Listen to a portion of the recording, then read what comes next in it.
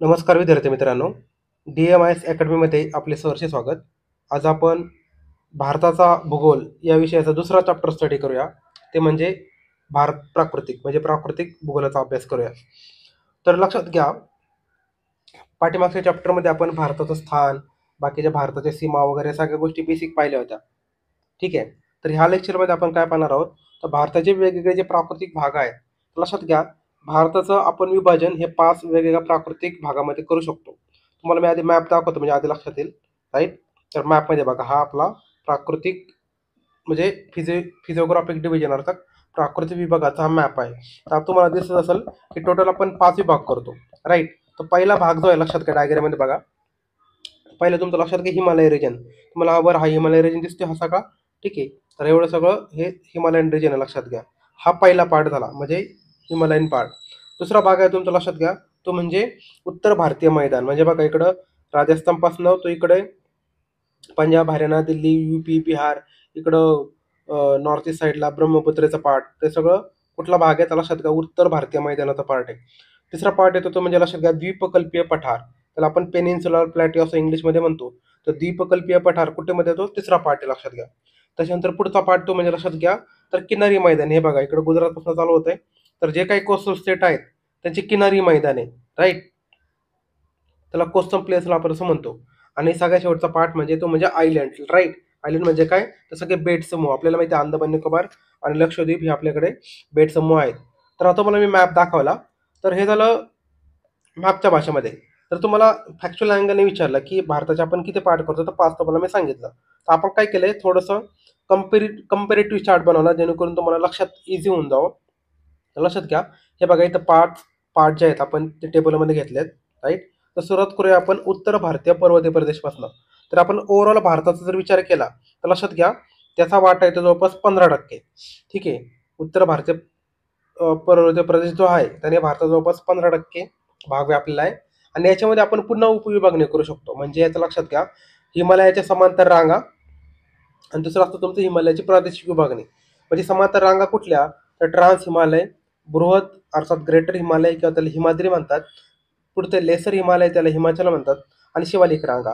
तर हे आपण हिमालयाच्या अशा पॅरल रांगा आहेत, लक्षात घ्या. आता हे सगळं डिटेलमध्ये पुढे येणार आहे वन बाय वन. हे जस्ट तुम्हाला ओव्हरऑल मी सांगते की आपण कसं पाहणार आहोत आपल्या पूर्ण चॅप्टरमध्ये. त्याच्यानंतर हिमालयाची आपण प्रादेशिक विभागणी करायचं झालं तर लक्षात घ्या, आपण काय केलंय पश्चिम हिमालय, नंतर काश्मीर हिमालय, हिमाचल हिमालय, कुमाऊ हिमालय, मध्य हिमालय, पूर्व हिमालय, पूर्वांचल, असं आपण डिव्हिजन केलेलं आहे. हे पण सिक्वेन्स लक्षात घ्या, इकडं पश्चिमपासून पूर्वेकडे. त्याच्यानंतर हे झालं हिमालयाचं क्लासिफिकेशन, म्हणजे काय, समांतर रांगानुसार. तर ट्रान्स हिमालय, नंतर ग्रेटर हिमालय. लक्षात ठेवायला बघा इथे, ट्रान्स म्हणजे काय, तर जे आपल्या इंडियाच्या बॉर्डरवर आहे, लक्षात घ्या, भारताच्या बाहेर पण त्याची बॉर्डर आहे, ट्रान्स हिमालय. नंतर बृहत म्हणजे जे भारतामध्ये येतो काही पार्ट, राईट? तर याच्यामध्ये नावातच ग्रेटर, त्याला बृहत इंग्लिश मराठीमध्ये आपण म्हणतो. नंतर लेसर म्हणजे काय, तर ग्रेटरपेक्षा कमी म्हणजे लेसर, असं तुम्ही लक्षात ठेवू शकता. तर त्याला आपण हिमाचल म्हणतो. दुसरा त्याला हिमाचल आहे. आणि हिमाद्री, लक्षात घ्या, हिमाद्री हा ग्रेटरचा पार्ट आहे. तर कसं लक्षात ठेवणार, हिम आद्र, आद्र म्हणजे काय, टोक, राईट? ग्रेटर म्हणजे काय, वरचा पार्ट, असं तुम्ही लक्षात ठेवू शकता. लेसर म्हणजे काय, त्याच्या खालचा पार्ट. आणि शिवालिक रांगा, राईट, तर हा एकदम छोटासा पार्ट म्हणजे ज्याची उंची कमी असते, सगळ्यात कमी, तो शिवालिक वाला पार्ट, राईट? तर हे झालं ते म्हणजे लक्षात घ्या उत्तर भारतीय पर्वतीय प्रदेश. पुढचा पार्ट जो आहे लक्षात ठेवतो म्हणजे उत्तर भारतीय मैदानी प्रदेश. आपल्याला माहिती की वर सिंधू, गंगा, ब्रह्मपुत्रा यांनी वाहून आलेल्या गाळामुळे काय झाले, असे मैदान तयार झाले, राईट? तर यांचं जिओलॉजिकल सायन्सच्या अँगलने विचार करायचा झाला तर लक्षात घ्या, आपण त्याला कसं क्लासिफाय करू शकतो, तर भाबर, तराई, भांगर आणि खादर, आणि शेवटी त्रिभुज प्रदेश, असं आपण त्याचं उत्तर ते दक्षिण क्लासिफिकेशन करू शकतो. तर भाबर, तराई, भांगर, खादर, त्रिभुज प्रदेश हे नॉर्थ टू साऊथ, लक्षात घ्या, तुम्हाला विचारले जातात. आणि तुम्हाला हे पण विचारलं जातं की भाबरमध्ये काय असतं, तराईमध्ये काय असतं, हे सगळं आपण डिटेलमध्ये पाहणार आहेत, त्यास आपण पाहूया. हे झालं उत्तर ते दक्षिण त्याची विभागणी. दुसरी विभागणी आपण करू शकतो, लक्षात घ्या, ते म्हणजे तर रिजन वाईज. म्हणजे बघा, राजस्थानचं मैदान आपल्याला इथे खाली तुम्हाला दिसेल, इकडे खाली जर मॅप जर तुम्ही पाहिला तर हे बघा, खाली राजस्थानचं मैदान आहे, नंतर पंजाब हिमालय आहे, नंतर हे तुमचा UPचा पार्ट आहे. आता हे गंगाचं जे मैदान आहे, लक्षात घ्या, याला पण 3 पार्ट डिवाइड केले आपण. एक आहे वरचा गंगा रिजन, नंतर मधला गंगा रिजन, नंतर खालचा गंगा रिजन, असं पण त्याला आपण पुन्हा डिवाइड करू शकतो. ठीक आहे. म्हणजे बघा, राजस्थान मैदान, पंजाब हरियाणा मैदान, गंगा मैदान त्याचे पुन्हा पार्ट होतात, वरचा मधला खालचा, आणि ब्रह्मपुत्रा मैदान, राईट, असं ते डिव्हिजन आहे. त्याच्यानंतर द्वीपकल्पीय पठारी प्रदेश म्हणजे काय, पेनिन्सुलर प्लॅटो रिजन. आपल्याला माहिती आहे प्लॅटो रिजन डेक्कन जो आहे बनलेला, कशाने बनलाय, तो बऱ्यापैकी आपल्या लावाने बनलेला आहे, आणि तो बऱ्यापैकी जुना पार्ट आहे, राईट, ओव्हरऑल भारताच्या बाबतीत कम्पेअर करायचं झालं तर आपण त्याचे पुन्हा पार्ट करू शकतो. एक आहे तुमचा मध्यवर्ती उंच भाग म्हणजे मधला पार्ट, नंतर पूर्वेकडील पठार आणि दख्खन पठार, राईट. त्याच्यानंतर पुढचा पार्ट जो आहे प्राकृतिक विभाग, तो म्हणजे लक्षात घ्या भारतीय किनारी मैदान किनारपट्टी मैदान. त्याच्यामध्ये आपण कसं करू शकतो, तर याच्यामध्ये एक वर सांगायचं राहिलं, द्वीपकल्पीय पठारामध्ये आपल्याला अजून एक दोन गोष्टी घ्यायची, ते म्हणजे पश्चिम घाट आणि पूर्व घाट, राईट. तर पश्चिम घाट तर आपल्याला माहिती आहे पश्चिमेला आहे, पूर्व घाट कुठे आहे, पूर्वेला. ते पुढे डिटेलमध्ये आपण स्टडी करूया, तर ते आपण जस्ट ओव्हरव्ह्यू पाहतोय. नंतर भारतीय किनारपट्टी मैदानाबाबत सांगायचं झालं तर लक्षात घ्या, पश्चिम किनारपट्टी मैदान आहे म्हणजे घाटाच्या पलीकडे, पश्चिम घाटाच्या पलीकडे पश्चिम किनारपट्टी मैदान. नंतर कच्छ द्वीपकल्प आपल्याला माहिती आहे. आता लक्षात घ्या, आपण डिव्हिजन केले कशाचं, पश्चिम किनारपट्टी मैदानाचं आपण डिव्हिजन केलंय, कच्छचं द्वीपकल्प, काठेवाडी द्वीपकल्प, कोकण किनारपट्टी. तर ते नावं दिलेत. गुजरातमध्ये जो मैदानी प्रदेश आहे त्याला आपण कच्छ म्हणतो, काठियावाड म्हणतो. नंतर महाराष्ट्रामध्ये आला त्याला आपण कोकण म्हणतो, कोकण. गोवा आणि महाराष्ट्रामध्ये त्याला कोकण म्हणतात, राईट. नंतर गुजरातचं मैदान आहे, कर्नाटक किनारपट्टी आहे, केरळ किनारपट्टी आहे. अशात आपण त्याचे भरपूर डिव्हिजन केलेले आहेत. नंतर याचा जर पूर्व किनारपट्टीच्या बाबतीत विचार करायचा झाला तर याचा पुन्हा आपण डिव्हिजन करू शकतो. ओडिसामध्ये असं त्याला आपण उत्कल म्हणतो, आंध्र प्रदेशमध्ये आहे त्याला आपण सरकार म्हणतो, तमिळनाडूमध्ये आहे त्याला आपण कोरोमंडल म्हणतो. लक्षात घे, माहिती पेरमध्ये विचारले जाऊ शकतात की ओडिसाचं त्याला काय म्हणतात, उत्कल, राईट. आपलं जे राष्ट्रगीत आहे आपण त्याच्यामध्ये बघा म्हणतो उत्कल, राईट, उत्कल अशा मध्ये आपल्या राष्ट्रगीतमध्ये. तर ओडिशामध्ये उत्कलवाला पार्ट, आंध्र प्रदेश जे आहे ते सरकार, आणि तमिळनाडू कोरोमंडल. तर कोरोमंडल मागच्या वर्षी प्रश्न विचारला होता राज्यसेवेला, पूर्व परीक्षेला. लक्षात घ्या की कोरोमंडलवर जर ठिकाण आहे त्या ठिकाणी जो किनारपट्टी आहे त्या ठिकाणी त्यांना दोन पाऊस भेटतात, म्हणजे नॉर्मल मान्सून पण भेटतो आणि त्यांना परतीचा मान्सून, अशा दोन्ही प्रकारचे पाऊस भेटतात. त्यामुळे त्यांना पाण्याची काय कमतरता जाणवत नाही. आणि समुद्रबुड जमीन म्हणजे काय, जे समुद्र सपाटीपेक्षा कमी पातळी आहे त्याला समुद्रबुड जमीन असं म्हणतो. तर हे ओव्हरऑल झाले भारतीय किनारपट्टी मैदानाचे पार्ट. नंतर सगळ्यात शेवटचा राहतो तो म्हणजे लक्षात घ्या भारतीय बेट समूह म्हणजे आयलँड ग्रुप. तर आपण तीन याच्यामध्ये करू शकतो, एक आहे तुमचा अंदमान निकोबार, नंतर लक्षद्वीप, आणि तिसरा आहे अपतट, राईट. तर हे सगळे ओव्हरऑल आपण ओव्हरव्ह्यू तुम्हाला मी फास्टमध्ये सांगितला, जेणेकरून तुम्हाला एक आयडिया यावी की आपण याच्या चॅप्टरमध्ये नेमकं काय शिकणार आहे, ठीक आहे. तर ही टक्केवारी काय जास्त लक्षात ठेवायची गरज नाही, जस्ट तुम्हाला एक माहितीसाठी सांगितली मी. तर महत्त्वाचं काय याच्यामध्ये, हे जे 5 पार्ट सगळ्यात महत्त्वाचे आहेत, त्याच्यानंतर त्याचे हे सब डिव्हिजन आहेत, आपण डिटेलमध्ये 1 बाय 1 ते सगळे पाहूया, राईट. तर लक्षात घ्या, आपल्या भारताचं क्षेत्रफळ किती आहे आपण ऑलरेडी मागच्या चॅप्टरमध्ये पाहिलं होतं. तर जवळपास 32,87,263 स्क्वेअर किलोमीटर म्हणजे चौरस किलोमीटर एवढे आहे. ही आकडेवारी पाठ करून ठेवा, 32,87,263. आता भारताचे प्राकृतिक विभाग तो म्हणजे मी सांगितले मी किती टोटल 5. उत्तर भारतीय पर्वतीय प्रदेश, उत्तर भारतीय मैदानी प्रदेश, द्वीपकल्पीय पठारी प्रदेश, किनारपट्टीचा सकल प्रदेश, आणि भारतीय बेट समूह, जे ऑलरेडी तुम्हाला मागाशी मॅपमध्ये एक्सप्लेन केलेलं आहे. तर सुरुवात करूया आपण पहिल्या पार्टपासून, ते म्हणजे लक्षात घ्या उत्तर भारतीय पर्वतीय प्रदेश किंवा हिमालय पर्वत. तर तुम्हाला डायग्राममध्ये दिसत असेल बघा, हे बघा तुमचा हिमालय तुम्हाला इथे दिसतोय हा सगळा, राईट. तर तो हिमालय काय फक्त भारतात नाही तर भारताच्या बाहेर पण आहे, बरोबर का. म्हणजे पाकिस्तान, अफगाणिस्तान, चायना, तिबेट या सगळीकडे तो एक्सपांड होतोय. वरी तुम्हाला इथं पामीरची नॉट, त्याला पामीरचं घाट असं आपण म्हणतो किंवा पामीरचा पठार असं म्हणतो, राईट. त्याच्यानंतर खाली मग काराकोरम, लडाख, झास्कर रांगा ज्या आहेत, राईट, ट्रान्स हिमालयाचा पार्ट आहे वगैरे सगळ्या गोष्टी त्याच्यामध्ये पाहूया. त्यास तुम्हाला एक अंदाज यावा की नेमकं आपण काय शिकणार आहोत. आणि मग खाली ग्रेटर हिमालय, खाली लेसर हिमालय, नंतर शिवालिक रांगा, हे ओव्हरऑल आहे. तर सुरुवात करूया आपण उत्तर भारतीय पर्वतीय प्रदेश अर्थात हिमालय पर्वत. तर लक्षात घ्या, हिमालय प्रदेश आहे, हिमालय पर्वत जो आहे एक प्रकारचा अर्वाचीन पर्वत आहे. आणि याची उत्पत्ती कशी झाली आपल्याला माहिती आहे, हे आपण ऑलरेडी काय केलंय, जो भारताचा नक्षा जो जगाचा प्राकृतिक भूगोल आहे त्याच्यामध्ये आपण स्टडी केलाय की भारत ऑलरेडी कसा होता. आपल्याला माहिती आहे की जी ओव्हरऑल आपली पृथ्वी जी होती ही 2 खंडामध्ये विभागली गेली होती, राईट. तर हे 2 खंडापैकी एक खंड काय झाला, असा वरवर येत गेला, राईट. मग त्याची बरेचसे तुकडे झाले, त्याच्यामध्ये बरीच मोठी थिअरी. म्हणजे वरच गेला, जो ऑलरेडी वर एक खंड होता तो त्याला 2 धडकला, राईट, एक पार्ट. आणि तो धडकून याच्यामध्ये जो समुद्र होता, त्याच्यामध्ये समुद्रामध्ये असणारा जो गाळ होता तो वर उंचवला गेला, आणि त्या ठिकाणी मग हिमालयाची निर्मिती झाली असं आपण ती थिअरीमध्ये सांगतो. आता तुम्हाला एकदम मी शॉर्टमध्ये सांगते, ऑलरेडी आपण काय केलंय, जो वर्ल्ड जिओग्राफीचा पार्ट आहे त्याच्यामध्ये आपण पाहिलेला आहे, राईट. तर लक्षात घ्या त्याची निर्मिती तशा प्रकारे झाली. त्याचा विस्ताराचा जर आपण विचार केला तर पश्चिमेला लक्षात घ्या नंगा पर्वत आहे, म्हणजे बघा इकडे पश्चिमेला तुमचा नंगा पर्वत आहे इकडं, आणि या ठिकाणी सगळ्यात जो आहे तो म्हणजे नामच्या बरोबर लक्षात घ्या इकडे पूर्वेला, राईट. तर नंगा पर्वत ते नामच्या प्रवासात त्याचं ओव्हरऑल एक्सपान्शन आहे, लक्षात घ्या. राईट. नंतर एकूण लांबी जर विचारली, जवळपास किती आहे? एकूण लांबी आहे जवळपास 2500 किलोमीटर, म्हणजे किती? 2400 किलोमीटर त्याची लांबी आहे. नंतर रुंदीचा जर विचार केला आपण, रुंदी लक्षात घ्या, जम्मू काश्मीर सारख्या ठिकाणी 400 किलोमीटर एवढी रुंदी आहे आणि अरुणाचल प्रदेशमध्ये किती आहे?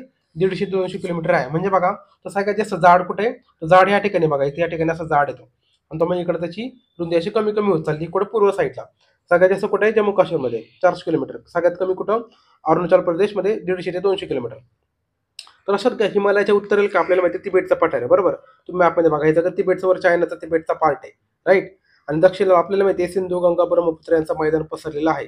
राईट. कारण सिंधू वगैरे उगम पावतात. राईट. सिंधू उगम पावते, गंगा उगम पावते आणि ब्रह्मपुत्र उगम पावतात. त्यामुळे त्यांनी त्यांचा मैदान खाली तयार केलेला आहे. नंतर आपण पश्चिमेकडनं पूर्वेकडे जसं जातो तसं त्याची रुंदी कमी होत जाते. तुम्हाला ऑलरेडी मी सांगितलं, तुम्हाला हे बघा फॅक्टनुसार ते प्रूव्ह होऊन जातं. आता निर्मिती कशी झाली? तुम्हाला ऑलरेडी मी वर सांगितलं की एक समुद्र होता टेथिस नावाचा, त्या ठिकाणी जो गाळ साठला होता तो काय झाला? वर उचलला गेला. कारण खालून जी प्लेट आली होती ती वरच्या प्लेटला धडकली, त्याच्यामध्ये जो गाळ होता तो वर उचलला गेला आणि एक घडी तयार झाली, अशी घडी. त्याला म्हणतात घडीवाला पर्वत किंवा वली पर्वत. राईट. तर हिमालय कसा पर्वत आहे? घडीचा पर्वत आहे किंवा वल्ली पर्वत आहे. त्याला फोल्ड माउंटन असं आपण इंग्लिशमध्ये म्हणतो, लक्षात घ्या. तुम्हाला एक्झाममध्ये विचारायचं की खालीलपैकी कुठले फोल्ड माउंटन आहेत? तर लक्षात घ्या, हिमालय आहे, नंतर आल्प्स आहे. राईट. असे 2-3 एक्झाम्पल पाठ करून ठेवा. आपण फिजिकल जिओग्राफीमध्ये आले ते पाहिले सगळे पाठ. तर तुम्हाला फक्त एक एक्झाम्पल म्हणून तुम्हाला सांगते की हा वली पर्वत का घडीचा पर्वत का फोल्ड माउंटन, लक्षात घ्या. आता एकूण भारताच्या क्षेत्रफळापैकी हिमालयाच्या पर्वतरांगाने किती क्षेत्रफळ व्यापलंय? तर 15%, लक्षात घ्या. ह्या तुम्हाला मी जो चार्ट सांगितला होता त्याच्यामध्ये सांगितलं होतं बघा, 15% पार्ट. राईट.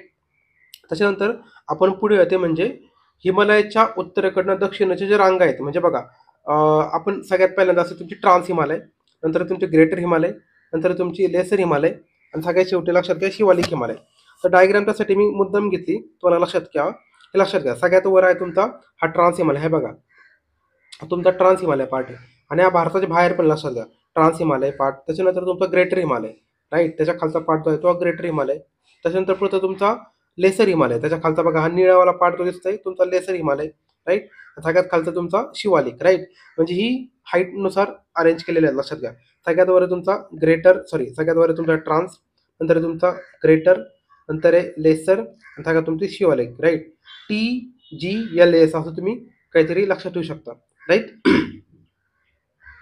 त्याच्यानंतर झालं हे मॅप करून लक्षात येईल तुम्हाला. तर आपण आता काय करूया, 1 बाय 1 पाहूया. म्हणजे ट्रान्स हिमालयाचं आपण पहिल्यांदा डिस्क्रिप्शन पाहूया. तर ट्रान्स हिमालय दुसरं नाव आहे ते म्हणजे तिबेट हिमालय, कारण तिबेटमध्ये तो एक्सपांड झालाय. किंवा टेथिस हिमालय, तर टेथिस हिमालय असं पण नाव आहे, कारण टेथिस नावाचा जो समुद्र होता तसा गाळापासून तो तयार झालाय म्हणून त्याला टेथिस हिमालय पण म्हणतात, किंवा तिबेट हिमालय पण म्हणतात. आता तो कुठून कुठं पसरला, लक्षात घ्या. तर तिबेटचे पठार आणि ग्रेटर हिमालयाच्या दरम्यानची जी रांग आहे त्याला ओव्हरऑल आपण ट्रान्स हिमालय असं म्हणतो. राईट. तुम्हाला इथं बघा, इथं तिबेटचा पठार आहे आणि ग्रेटर हिमालय, त्यांच्या दोघांची मधली राग आहे, म्हणजे ही तुमचं तर ट्रान्स हिमालय आहे, लक्षात घ्या. राईट. ऑटोस मी कलर चेंज करतो. ठीक आहे. हां. त्याची सरासरी उंची किती, लक्षात घ्या. तर 6000 मीटर एवढी त्याची उंची आहे. राईट. सरासरी उंची किती? 6000 मीटर आहे. 6000 मीटर जवळपास 6 किलोमीटर. राईट. हे सरासरी झाले बरं. तर आपल्याला माहिती आहे माउंट एव्हरेस्ट जवळपास किती? तर 8848च्या आसपास काहीतरी त्याची उंची आहे. आपण डिटेलमध्ये पुढे पाहूयाच. राईट. तर हा जो ट्रान्स हिमालय आहे, लक्षात घ्या, त्याच्यामधल्या महत्त्वाच्या पर्वतरांगा एक्झाममध्ये विचारल्या जातात की खालीलपैकी पर्वतरांगा नेमकी कुठे आहे? ट्रान्स हिमालयमध्ये, ग्रेटर हिमालयमध्ये, लेसर हिमालयमध्ये, शिवालिकमध्ये. तर आपल्याला यातल्या महत्त्वाच्या पर्वतरांगा पाहूया उत्तर ते दक्षिण. सगळ्यात वर येते तिथे म्हणजे लक्षात घ्या काराकोरम. राईट. तर काराकोरम ही लक्षात घ्या जम्मू काश्मीरच्या उत्तरेला असलेली पर्वत रांग आहे आणि ह्याच रांगेमध्ये सगळ्यात उंच शिखर आहे ते म्हणजे K2, त्यालाच गॉडविन ऑस्टिन आपण असं म्हणतो. ही फॅक्ट पाठ करून ठेवा. भारतातील सगळ्यात उंच शिखर तुम्हाला जर विचारलं तर लक्षात घ्या, त्या गॉडविन ऑस्टिन, ते माउंट एव्हरेस्ट नाही, कारण माउंट एव्हरेस्ट हा नेपाळमध्ये येतो बऱ्यापैकी. तर मग आपण गॉडविन ऑस्टिन हे संपूर्णपणे भारतामध्ये आपण म्हणू शकतो. K2 किंवा गॉडविन ऑस्टिन, त्याची उंची किती आहे? 8611 मीटर. त्याच्यानंतर लक्षात घ्या, भारतातील ट्रान्स हिमालय पर्वत श्रेणीतील सर्वात उत्तुंग पर्वतरांगी म्हणजे सगळ्यात वरची उत्तुंग म्हणजे हाईटवाली ही पर्वतरांग कुठली? काराकोरम आहे. त्याच्यानंतर पुढच्या मी सांगायचं झालं तर हिमाचल प्रदेशच्या उत्तरेकडे सिंधू आणि ब्रह्मपुत्राच्या नद्याच्या पलीकडे ही पसरलेली पर्वत रांग आहे. आता याची उत्तर सीमा कुठली म्हणजे नॉर्थ बॉर्डर कुठली? तर पामीरचा पठार आणि अखिल पर्वत. राईट. याची नॉर्थ बॉर्डर कुठली? ते पामीरचा पठार तुम्हाला मी सांगितलं बघा. इथं बघा, इथं एक सेकंद. हे बघा इथं पामीरची नॉर्थ तुम्हाला दिसते. ते पामीरचा पठार ही त्याची नॉर्थ बॉर्डर झाली. राईट. तर त्याची नॉर्थ बॉर्डर झाली. दक्षिण सीमा कुठली आहे? South border. तर सिंधू आणि श्योक नद्या लक्षात घ्या. याची साऊथ बॉर्डर कुठे आहे? तर सिंधू नदी आपल्याला माहिती इथं खाली वाहते. राईट. तर सिंधू नदी हे बघा, ते सिंधू नदी ही त्याची साऊथ बॉर्डर आहे. सिंधू आणि श्योक नद्या. राईट. त्याची साऊथ बॉर्डर आहे. त्याच्यानंतर आता त्याचा विस्तार कुठून कुठे? तर पामीरच्या नॉर्थ पासून आणि पूर्वेकडे गिलगिट नदीच्या पलीकडे. राईट. 800 किलोमीटर पर्यंत तो पसरलेला आहे. म्हणजे पामीरच्या नॉर्थ पासून तयार होतंय, चालू होतंय. तर तिथून पासून जवळपास गिलगिट नदीच्या पलीकडे 800 किलोमीटर पर्यंत तो पसरलेला आहे.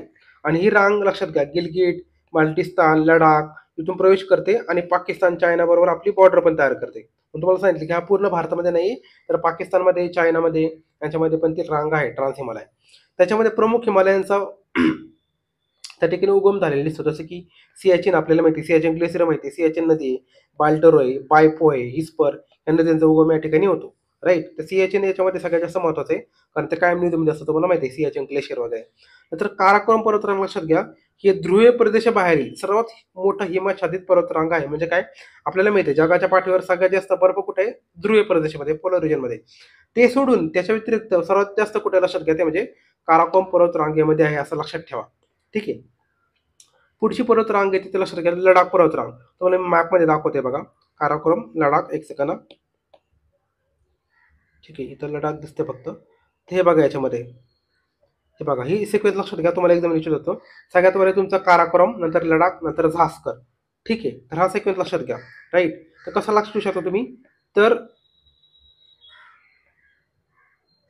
काला जप्पे असं काहीतरी तुम्ही लक्षात ठेवा. राईट. काला जप्पे असं काहीतरी. राईट. हे आहे काराकोरम, लडाख आणि झास्कर असं काहीतरी. राईट. त्याच्यानंतर पुढचं हे झालं तुमचं, काय सांगत होतो तुम्ही? तर लडाख हिमालयाचं सांगत होतो की लडाख पर्वतरांग. तर हे कुठे आहे? वर आपल्याला माहिती आहे, आताच आपण पाहिलं, वर एक काराकोरम. राईट. त्याच्या 2 नंबर तुमची लडाख पर्वतरांग आणि त्याच्या खाली तुमचा मुख्य हिमालय. तर याची लांबी किती लक्षात घ्या? 300 किलोमीटर आहे, उंची 5800 मीटर. आणि ही पर्वतरांग लक्षात घ्या, ही रेन शॅडो रिजन मध्ये येते, म्हणजे ज्या ठिकाणी पाऊस कमी पडतो त्यामुळे याला कोल्ड डेझर्ट असं पण म्हटलं जातं. असं तुम्हाला प्रश्न विचारला की भारतात कोल्ड डेझर्ट कुठे आहे, तर लक्षात घ्या लडाख या ठिकाणी आहे. राईट. आणि हा भारतातील सगळ्यात मोठा केंद्रशासित प्रदेश आहे, आपण मागच्या चॅप्टरमध्ये पाहिलं होतं, लक्षात घ्या. त्याच्यानंतर कैलास पर्वतरांग जे आहे त्याच्या खालची, लडाखच्या खाली तुम्हाला सांगितलं आता कैलास पर्वतरांग आहे. राईट. तर हे पर्वतरांग लक्षात घ्या, ही भारताबाहेर पश्चिम तिबेटमध्ये एक्सपांड झालेली आणि त्या ठिकाणी कैलास शिखर आणि मानस सरोवर त्या ठिकाणी आहे. म्हणजे मानस सरोवर आणि कैलास शिखर हे कैलास पर्वतरांगेचा पार्ट आहेत. आणि याच्या उत्तरावर काय होतं? सिंधू नदीचा उगम होतो, लक्षात का, कैलास पर्वतरांगेमध्ये. नंतर त्याच्या खालती ते म्हणजे तुमची झास्कर. राईट. तर ही झास्कर भारतामध्ये सांगायचं झालं तर काराकोरम, लडाख, झास्कर हे आहेत. आणि कैलास ही लक्षात घ्या, ही भारताबाहेर आहे, पश्चिम तिबेटमध्ये गेलेली आहे. त्याच्यामुळे आपण काराकोरम, लडाख आणि झास्कर हे मोस्टली कन्सिडर करतो. कैलास कसं ही थोडीशी तिकडे एक्सपांड झाली, कुठं तर इकडं तिबेटच्या पार्टमध्ये. त्याच्यानंतर पुढचा पार्टचा आहे तो लक्षात घ्या, बृहत हिमालय. आपण पाहिलं तो म्हणजे पहिला आपण पाहिला तो ट्रान्स हिमालय पाहिला, लक्षात घ्या. आपण आता दुसरा पार्ट पाहतो ते म्हणजे ग्रेटर हिमालय. राईट. तर ग्रेटर हिमालयाचं स्थानिक नाही ते म्हणजे बहिरगिरी, त्याला बहिरगिरी असं पण म्हणतात. राईट. तर हे सगळ्यात उत्तरेकडील पर्वतरांगा आणि वर्षभर बर्फाच्या अशा रांगा आहेत. राईट. म्हणजे ट्रान्सच्या खालचे सांगायचं झालं तर. आणि याचा विस्तार कुठं नाही, तर नंगा पर्वत पूर्वेकडनं, वायव्येकडील नंगा पर्वत ते पूर्वेकडील नामच्या बरावकडे अरुणाचल प्रदेशमध्ये आहे. तुम्हाला मी डायग्राममध्ये दाखवलं बघा, इकडे नामच्या बराव आहे. राईट. तर इकडे त्याचा विस्तार आहे ओव्हरऑल वायव्येकडनं पूर्वेकडं. तर याची लांबी किती? 24 किलोमीटर आहे. सरासरी उंची किती? 6100 मीटर, रुंदी 120 ते 200 मीटर. हे काय जास्त विचारत नाही, लांबी रुंदी, तुम्हाला फक्त विस्तार माहित पाहिजे. आणि याच्यातलं सगळ्यात उंच शिखर कुठलं हे तुम्हाला पाठ करून ठेवायचंय. तर सर्वात उंच शिखर कुठलं आहे? माउंट एव्हरेस्ट, जे की जगातलं पण सर्वात उंच शिखर, लक्षात घ्या. तुम्हाला मला मी याची उंची सांगितली होती किती?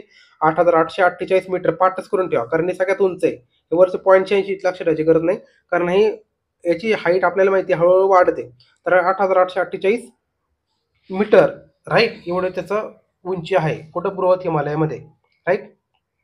त्याच्यानंतर हा जो बृहत हिमालय लक्षात घ्या, याच्यातल्या महत्वाचे आपल्याला पर्वत शिखरे आणि त्यांची आपल्याला सिक्वेन्स विचारला जातो. तर सगळ्यात एक नंबर तुम्हाला मी सांगितलं, तर माउंट एव्हरेस्ट, त्याची उंची किती? 8848 मीटर. ते कुठे? नेपाळमध्ये, लक्षात घ्या. त्याला सागरमाथा पण म्हणतात. सागरमाथा म्हणजे आकाशाची देवता, लक्षात घ्या. राईट. तर सागरमाथा असं पण नाव आहे. कांचनगंगा आपल्याला माहिती सिक्कीम मध्ये, आणि कांचनगंगा आपल्याला माहिती ही वर्ल्ड हेरिटेज साईट पण आहे, कारण का ते मिक्स्ड प्रकारची ही वर्ल्ड हेरिटेज साईट आहे, लक्षात घ्या, भारतातली. याची हाईट किती आहे? 8,598 मीटर. नंतर 3 नंबर आहे तुमचं मकालू. मकालूची किती आहे? 8,481. हे नेपाळमध्ये आहे. तर खालची 2 नेपाळमध्ये लक्षात घ्या. मकालू आणि धवलगिरी हे नेपाळमध्ये आहे. त्याच्या खालचं ते म्हणजे नंगा पर्वत हे लडाखमध्ये लक्षात घ्या. भारतामध्ये लडाखचं पार्ट आहे, त्या ठिकाणी नंगा पर्वत आहे. आता आपण पाहिले की जो एक पॉईंट जो पाहिला आहे नंगा पर्वत ते नामच्या पर्वत तसा प्रकार. नंतर त्याच्या खाली तुमचे नंदादेवी. नंदादेवी त्याच्या खाली लक्षात घ्या, ते म्हणजे उत्तराखंडमध्ये आहे. याच्यामध्ये कन्फ्युज होऊ नका, वर आहे नंगा पर्वत, खाली नंदादेवी, राईट. तर वर नंगा आहे आणि खाली नंदा आहे, लक्षात घ्या, राईट. तुम्ही वर गा आणि खाली दा आहे, लक्षात घ्या. गा दा असं काहीतरी लक्षात शकता, नंगा नंदा. आणि त्याच्या खाली तुमचं हाईटच्या बाईत जर विचार केला तर नामच्या पर्वत, राईट. तर तिबेटचा पार्ट येतो, याची हाईट आहे. तुम्हाला पहिले 2-4 जर लक्षात ठेवले, माउंट एव्हरेस्ट, कांचनगंगा, राईट, हे महत्वाचे लक्षात ठेवले तरी सफिशियंट आहेत. त्याच्यानंतर पुढचं ते म्हणजे लक्षात घ्या तुमचं लेसर हिमालय, तर त्याला आपण हिमाचल हिमालय असं आपण म्हणतो, राईट. तर हिमाचल किंवा लेसर हिमालय, तर लक्षात घ्या आपल्याला आपण याच्या आधी आपण पाहिलं तुमचं ग्रेटर हिमालय अर्थात बृहत हिमालय आणि सगळ्यात खालचा शिवालिक, या दोघांच्या मधली जी रांग आहे त्याला आपण काय म्हणतो? लेसर हिमालय म्हणतो, किंवा त्याला आपण हिमाचल असं म्हणतो.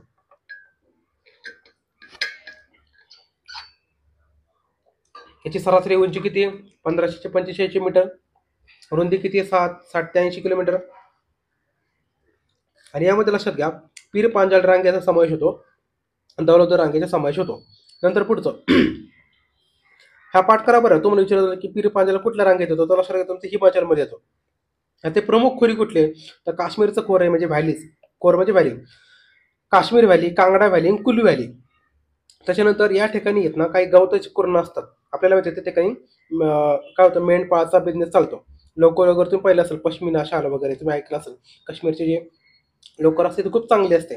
तर त्या ठिकाणी गवताची कुरणं आहेत, त्या ठिकाणी मग पशुपाळाचा व्यवसाय चालतो. मेंढ्या वगैरे तिकडे पाळल्या जातात. लक्षात घ्या तिथे गवताचे कुरणं आहेत, त्यांना मर्ग असं म्हणतात. काय म्हणतात? मर्ग असं म्हणतात. आणि या ठिकाणी थंड हवेच्या ठिकाणी बघा, त्या ठिकाणी लोक हनीमूनला वगैरे सारख्या ठिकाणी जातात, राईट. ते पर्यटन स्थळे कुठली आहेत? डलहौसी, कुलू, मनाली, नैनिताल, मसुरी, रानीखेत, दार्जिलिंग हे सगळी थंड हवेच्या ठिकाणी आहेत. आणि आपल्याला माहिती आहे की इंग्रज काय करायचे, उन्हाळ्यामध्ये त्यांना खाली खूप गरमी व्हायची, त्यामुळे काय करायचे उन्हाळ्यामध्ये ते काय करायचे, त्यांची राजधानी इकडं थंड हवेच्या ठिकाणी हलवायचे. तुम्ही हिस्ट्रीमध्ये वाचला असाल, बरोबर. तर हे आलं तुमचं मनाली वगैरे सारख्या ठिकाणी ते राहायचे, राईट. नैनिताल, मनाली हे सगळे. मसुरी तुम्ही पाहिलं असाल, आपल्याला बसणं सध्या कुठे? मसुरीला येतं, बरोबर.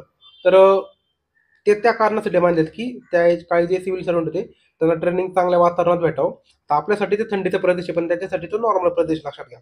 त्याच्यानंतर पुढचं ते म्हणजे तुमचं शिवालिक टेकड्या. तर शिवालिक टेकडा हिमालयाचा सगळ्यात खालचा पार्ट आहे, त्याची हाईट पण सगळ्यात कमी असते. याला आपण आउटर हिमालय पण म्हणतो किंवा बाह्य हिमालय असं आपण म्हणतो. आता याचा जर वैशिष्ट्य सांगायचं झालं तर या ठिकाणी डून आहेत बघा, लक्षात घ्या. डून तुम्ही ऐकला असाल बघा, डेहराडून वगैरे आहे, बरोबर का? डेहराडून, कोटलेडून. तर डून काय असतं लक्षात घ्या, तर लेसर हिमालय म्हणजे वरचा पाठ आणि शिवालिक जे आपण सध्या स्टडी करतो आहोत, तर यांच्या दोघांमध्ये असा सखळ तळ असणारा एक प्रदेश आहे, राईट. म्हणजे असा खोलगट असा पाठ असतो दरीसारखा. तर त्या दरीसारख्या पाठला त्याला डून असं म्हणतात, लक्षात घ्या, राईट. तर यांच्या पायथ्यालगत काय असतं, तर जलोड पंख तयार झालेले असतात. जलोड पंख म्हणजे काय, तर आयल्युअल प्लॅन वगैरे सारखे प्रकार तयार झालेले असतात आणि या ठिकाणी डून तयार होतात. असा खोलगट पाठ तयार होतो, लक्षात घ्या. डून, त्याला डून म्हणतात. Example Dehradun, Kotlidun, right. उत्तराखंडची राजधानी वगैरे काय असेल ते. त्याच्यानंतर पुढचं ते म्हणजे लक्षात घ्या ते तुमचं हिमालयाच्या पश्चिमेकडच्या रांगा, जसं की खैबर हिंदुकुश वगैरे. आता पुढच्या हिमालयाच्या आपण पूर्वेकडील रांगा पाहूया. पूर्वेकडील रांगाला आपण काय म्हणतो, दुसऱ्या भाषेमध्ये पूर्वांचल हिमालय असं म्हणतो. तर कुठून कुठून पसरल्यात, लक्षात घ्या. म्यानमारच्या बॉर्डरपासून नॉर्थ पर्यंत जे टेकड्या पसरल्यात तर आपण पूर्वांचल रांगा असं म्हणतो. तर यांचा आपल्याला सिक्वेन्स असा ठेवायचा, तो विचारत होता एक्झाममध्ये. तर लक्षात घ्या, पटकोई, नागा, मणिपूर आणि मिझोरम याचा आपण ट्रिक सांगितली होती एकदा. आता पटनामामी लक्षात घ्या, राईट. पटकोई, नागा, मणिपूर, मिझोरम, राईट. पटकोई, नागा, मणिपूर, मिझोरम. तर पटनामामी लक्षात घ्या, हे सिक्वेन्स विचारला गेला एक्झाममध्ये. आणि जर पश्चिमेकडनं पूर्वेकडे असं तुम्हाला सिक्वेन्स विचारला तर आपल्याला माहिती आहे मेघालयमध्ये रांग आहे, राईट. गारो, खासी, जयंतिया, बरेल, राईट. गारो, खासी, जयंतिया, बरेल. तुम्ही जी के तेवढे लक्षात ठेवू शकता, जी के वगैरे, राईट. जी के जी, राईट. जी के जी आणि जे बी असं काहीतरी लक्षात ठेवू शकता, जी के जे बी. आणि याच्यामध्ये जर तुम्हाला विचारलं सगळ्यात उंच शिखर कुठलं आहे, तर लक्षात घ्या माउंट साबरमती, लक्षात घ्या सॉरी सारामती. तर माउंट सारामती हे सगळ्यात उंच शिखर आहे, त्याची हाईट आहे 3826. हे पाठ करून ठेवा, हे पूर्वेकडचे म्हणून हे लक्षात ठेवणं महत्वाचं आहे, माउंट सारामती. राईट. त्याच्यानंतर आपण पुढे पाहूया म्हणजे भारतातील सगळ्यात जास्त पाऊस जो पडतो तो म्हणजे मौसिनराम या ठिकाणी, लक्षात घ्या. तर मौसिनराम हा जो प्रदेश आहे ते याच ठिकाणी आहे ज्या ठिकाणी भारतातील सगळ्यात जास्त पाऊस पडतो. जवळपास 1100च्या वर मिलीमीटर पाऊस पडतो, लक्षात घ्या. 1100 म्हणजे खूप मोठे प्रकार झाला. राईट. तर पुढचं ते म्हणजे लक्षात घ्या तुमचं हिमाचल. आपण आतापर्यंत जे पाहिलं तर लक्षात घ्या हे वेगळं क्लासिफिकेशन होतं. राईट. आता आपण पुढचं क्लासिफिकेशन पाहणार आहोत ते म्हणजे त्याचं प्रादेशिक वर्गीकरण. तर सिडनी बोर्ड नावाचे जे भूगर्भ शास्त्रज्ञ होते त्यांनी काय केलं, भारताच्या हिमालयाचं काय केलंय प्रादेशिक वर्गीकरण केलंय. ठीक आहे. तर कसं केलंय, तर सिंधू नदीपासून चालू केलंय ते ब्रह्मपुत्रापर्यंत ते क्लासिफिकेशन केलेलं आहे. पहिला आहे तो म्हणजे तुमचा जम्मू काश्मीर हिमालय, तर त्याला पंजाब हिमालय असे म्हणतो. दुसरा हिमालय तुमचा कुमाऊ हिमालय, तिसरा नेपाळ हिमालय, चौथा आसाम हिमालय. लक्षात घ्या. तुम्हाला मी काय करतो पहिल्यांदा डायग्राम दाखवतो. हे बघा इकडे बघा, इकडे इंडस रिव्हर आहे. राईट. तर इंडस रिव्हर आणि सतलज रिव्हर याचा मधला जो प्रदेश आहे त्याला आपण काय म्हणतो पंजाब हिमालय म्हटलं. लक्षात घ्या. त्याला जम्मू काश्मीर हिमालय असं आपण म्हणतो. ठीक आहे. हे तुम्ही पाठ करून ठेवा. तुम्हाला विचारलं होतं की इंडस आणि सतलज म्हणजे कुठला आहे, तर पंजाब आहे. लक्षात घ्या. तर सतलज आणि कालीमध्ये कुठला आहे, तर कुमाऊ आहे. लक्षात घ्या. काली आणि तिस्तामध्ये कुठला आहे, तर नेपाळ हिमालय. आणि तिस्ता आणि ब्रह्मपुत्रा किंवा दिहांग रिव्हर याच्यामध्ये कुठलं आहे, तर आसाम हिमालय. लक्षात घ्या. राईट. तर कसं लक्षात ठेवणार तुम्ही, IPS वगैरे असं लक्षात ठेवू शकता. बघा IPS स्टार्टिंग बघा IPS म्हणजे काय, इंडस आणि सतलज मधला हा तुमचा पंजाब हिमालय. नंतर सतलज आणि काली मधला बघा कुठला आहे, तर SKS असं काहीतरी लक्षात ठेवतील तुम्हाला. एक सेकंद. SKK sorry. राईट. तर किंवा यस साकोका असं काहीतरी करून लक्षात ठेवलं तर बरं येईल. साकोका सतलज आणि कालीमधला तुमचा कुमाऊ हिमालय. नंतर काली आणि तिस्ता मधला राईट, तर KNT. राईट. तर KNT काली आणि तिस्ता मधला तुमचा नेपाळ हिमालय आणि तिस्ता आणि दिहांग मधला तुमचा शेवटचा मग आसाम हिमालय. तुम्हाला असं सिक्वेन्स लक्षात ठेवायचं आहे. राईट. तर हे मॅप लक्षात ठेवा. आपण काय करू याच्यामध्ये 1 बाय 1 पाहूया. तर सगळ्यात पहिल्यांदा तुमचं लक्षात ठेवा तुमचे जम्मू काश्मीर किंवा पंजाब हिमालय. राईट. तर याचे सिक्वेन्स कुठे तुम्हाला सांगितलं मी, सिंधू ते रावी नदीच्या दरम्यान तुम्हाला तो सापडतो. ठीक आहे. तर याच्या रांगा कुठल्या कुठल्याच बघा. याच्यामध्ये रांगा कुठल्या आहेत, तर काराकोरम रांगे, धास्कर रांगे, पीर पांजाल रांगे. काराकोरम, धास्कर, पीर पांजाल हा पंजाब हिमालय का जम्मू काश्मीर हिमालयामध्ये येतात. आणि एक क्वेश्चन एक्झामला विचारलं होतं की ही रांग तुम्हाला देतील विचारतील की कुठल्या हिमालयामध्ये येतात, पंजाबमध्ये येतात, नेपाळ हिमालयामध्ये येतात, कुमाऊमध्ये येतात की आसाममध्ये येतात. लक्षात घ्या काराकोरम, धास्कर, पीर पांजाल. राईट. नंतर तुमची दरी कुठली लक्षात घ्या, त्याच्यामध्ये काश्मीर व्हॅली, बरोबर का, दरी म्हणजे व्हॅली. आणि त्या ठिकाणी कार्यवासारखे प्रदेश तयार झालेत, कार्यवा. त्याच्यानंतर महत्वाची नदी कुठली याच्या ठिकाणी आपल्याला माहिती सिंधू ही महत्वाची नदी आणि त्याच्या वेगवेगळ्या ट्रिब्युटरीज आहेत. याच्यामध्ये महत्वाचा प्रदेश कुठला आहे, तर लडाख सारखा प्रदेश आपल्याला माहिती आहे. शिखर कुठले लक्षात घ्या, तर K2 अर्थात गॉडविन ऑस्टिन हे भारतातील सगळ्यात मोठं शिखर आहे. आणि खिंडी कुठले आहेत, तर पीर पांजाल आहे, बनिहाल आहे, झुलझिला आहे, पेन्सिल आहे आणि मिंडका आहे. तुम्हाला जर असं विचारलं की ह्या खिंडी कुठे येतात, तर तुम्हाला माहित पाहिजे जम्मू काश्मीर हिमालयामध्ये येतात. पीर पांजाल, बनिहाल. तुम्ही याला याच्यासाठी काहीतरी नियमने वगैरे बनवून ठेवा. आपण ऍक्च्युअली पुढे जाऊन खिंडीचा एक वेगळा पार्ट घेतलाय, त्याच्यामध्ये आपण नॉर्थ टू साऊथ सांगितल्यात आणि आपण ईस्ट टू वेस्ट अशा पण खिंडी घेतलेल्या आहेत. ठीक आहे. ते आपण डिटेलमध्ये त्याच्यामध्ये स्टडी करूया. सध्या असं तुम्ही असं लक्षात ठेवा की जम्मू काश्मीर हिमालयामध्ये कुठल्या आहेत, तर पीर पांजाल, राईट. नंतर बनिहाल, नंतर झोजिला, पेन्सिला आणि मिंडका. राईट. तर तुम्ही असं लक्षात ठेवा बघा, इथं PM करतो मी, PM BJP. आपल्याला माहिती आहे PM सध्या कुठल्या पार्टीचे आहेत, तर PMचे, बरोबर, BJP पार्टीचे आहेत. तसं तर PM BJP तुम्ही असं लक्षात ठेवा. P for Pir Panjal, M for Mintaka, B for Banihal, J for Zojila आणि P फॉर पेन्सिल. आलं लक्षात, PM BJP असं तुम्ही ट्रिक लक्षात ठेवा. त्याच्यानंतर पुढचं लक्षात घ्या तुमचा येतो म्हणजे हिमाचल हिमालय. त्याला दुसरं हिमाचल प्रदेशमधल्या पार्ट आपण घेतो. तर कुठे ते हिमाचल प्रदेशमध्ये आहे, हिमाचल हिमालय म्हणतात त्याला. आणि तो कुठून कुठं पसरला, तर रावीचे स्वतःच पसरलेला आहे. तर लक्षात घ्या याच्या रांगा कुठून कुठं सुरू होतात बघा. धवलदर रांग आहे त्याच्यामधली महत्वाची. दरी कुठली म्हणजे व्हॅली कुठली आहे, तर कांगरा व्हॅली आहे, कुलू व्हॅली आहे, मनाली व्हॅली आहे आणि स्पिती व्हॅली आहे. राईट.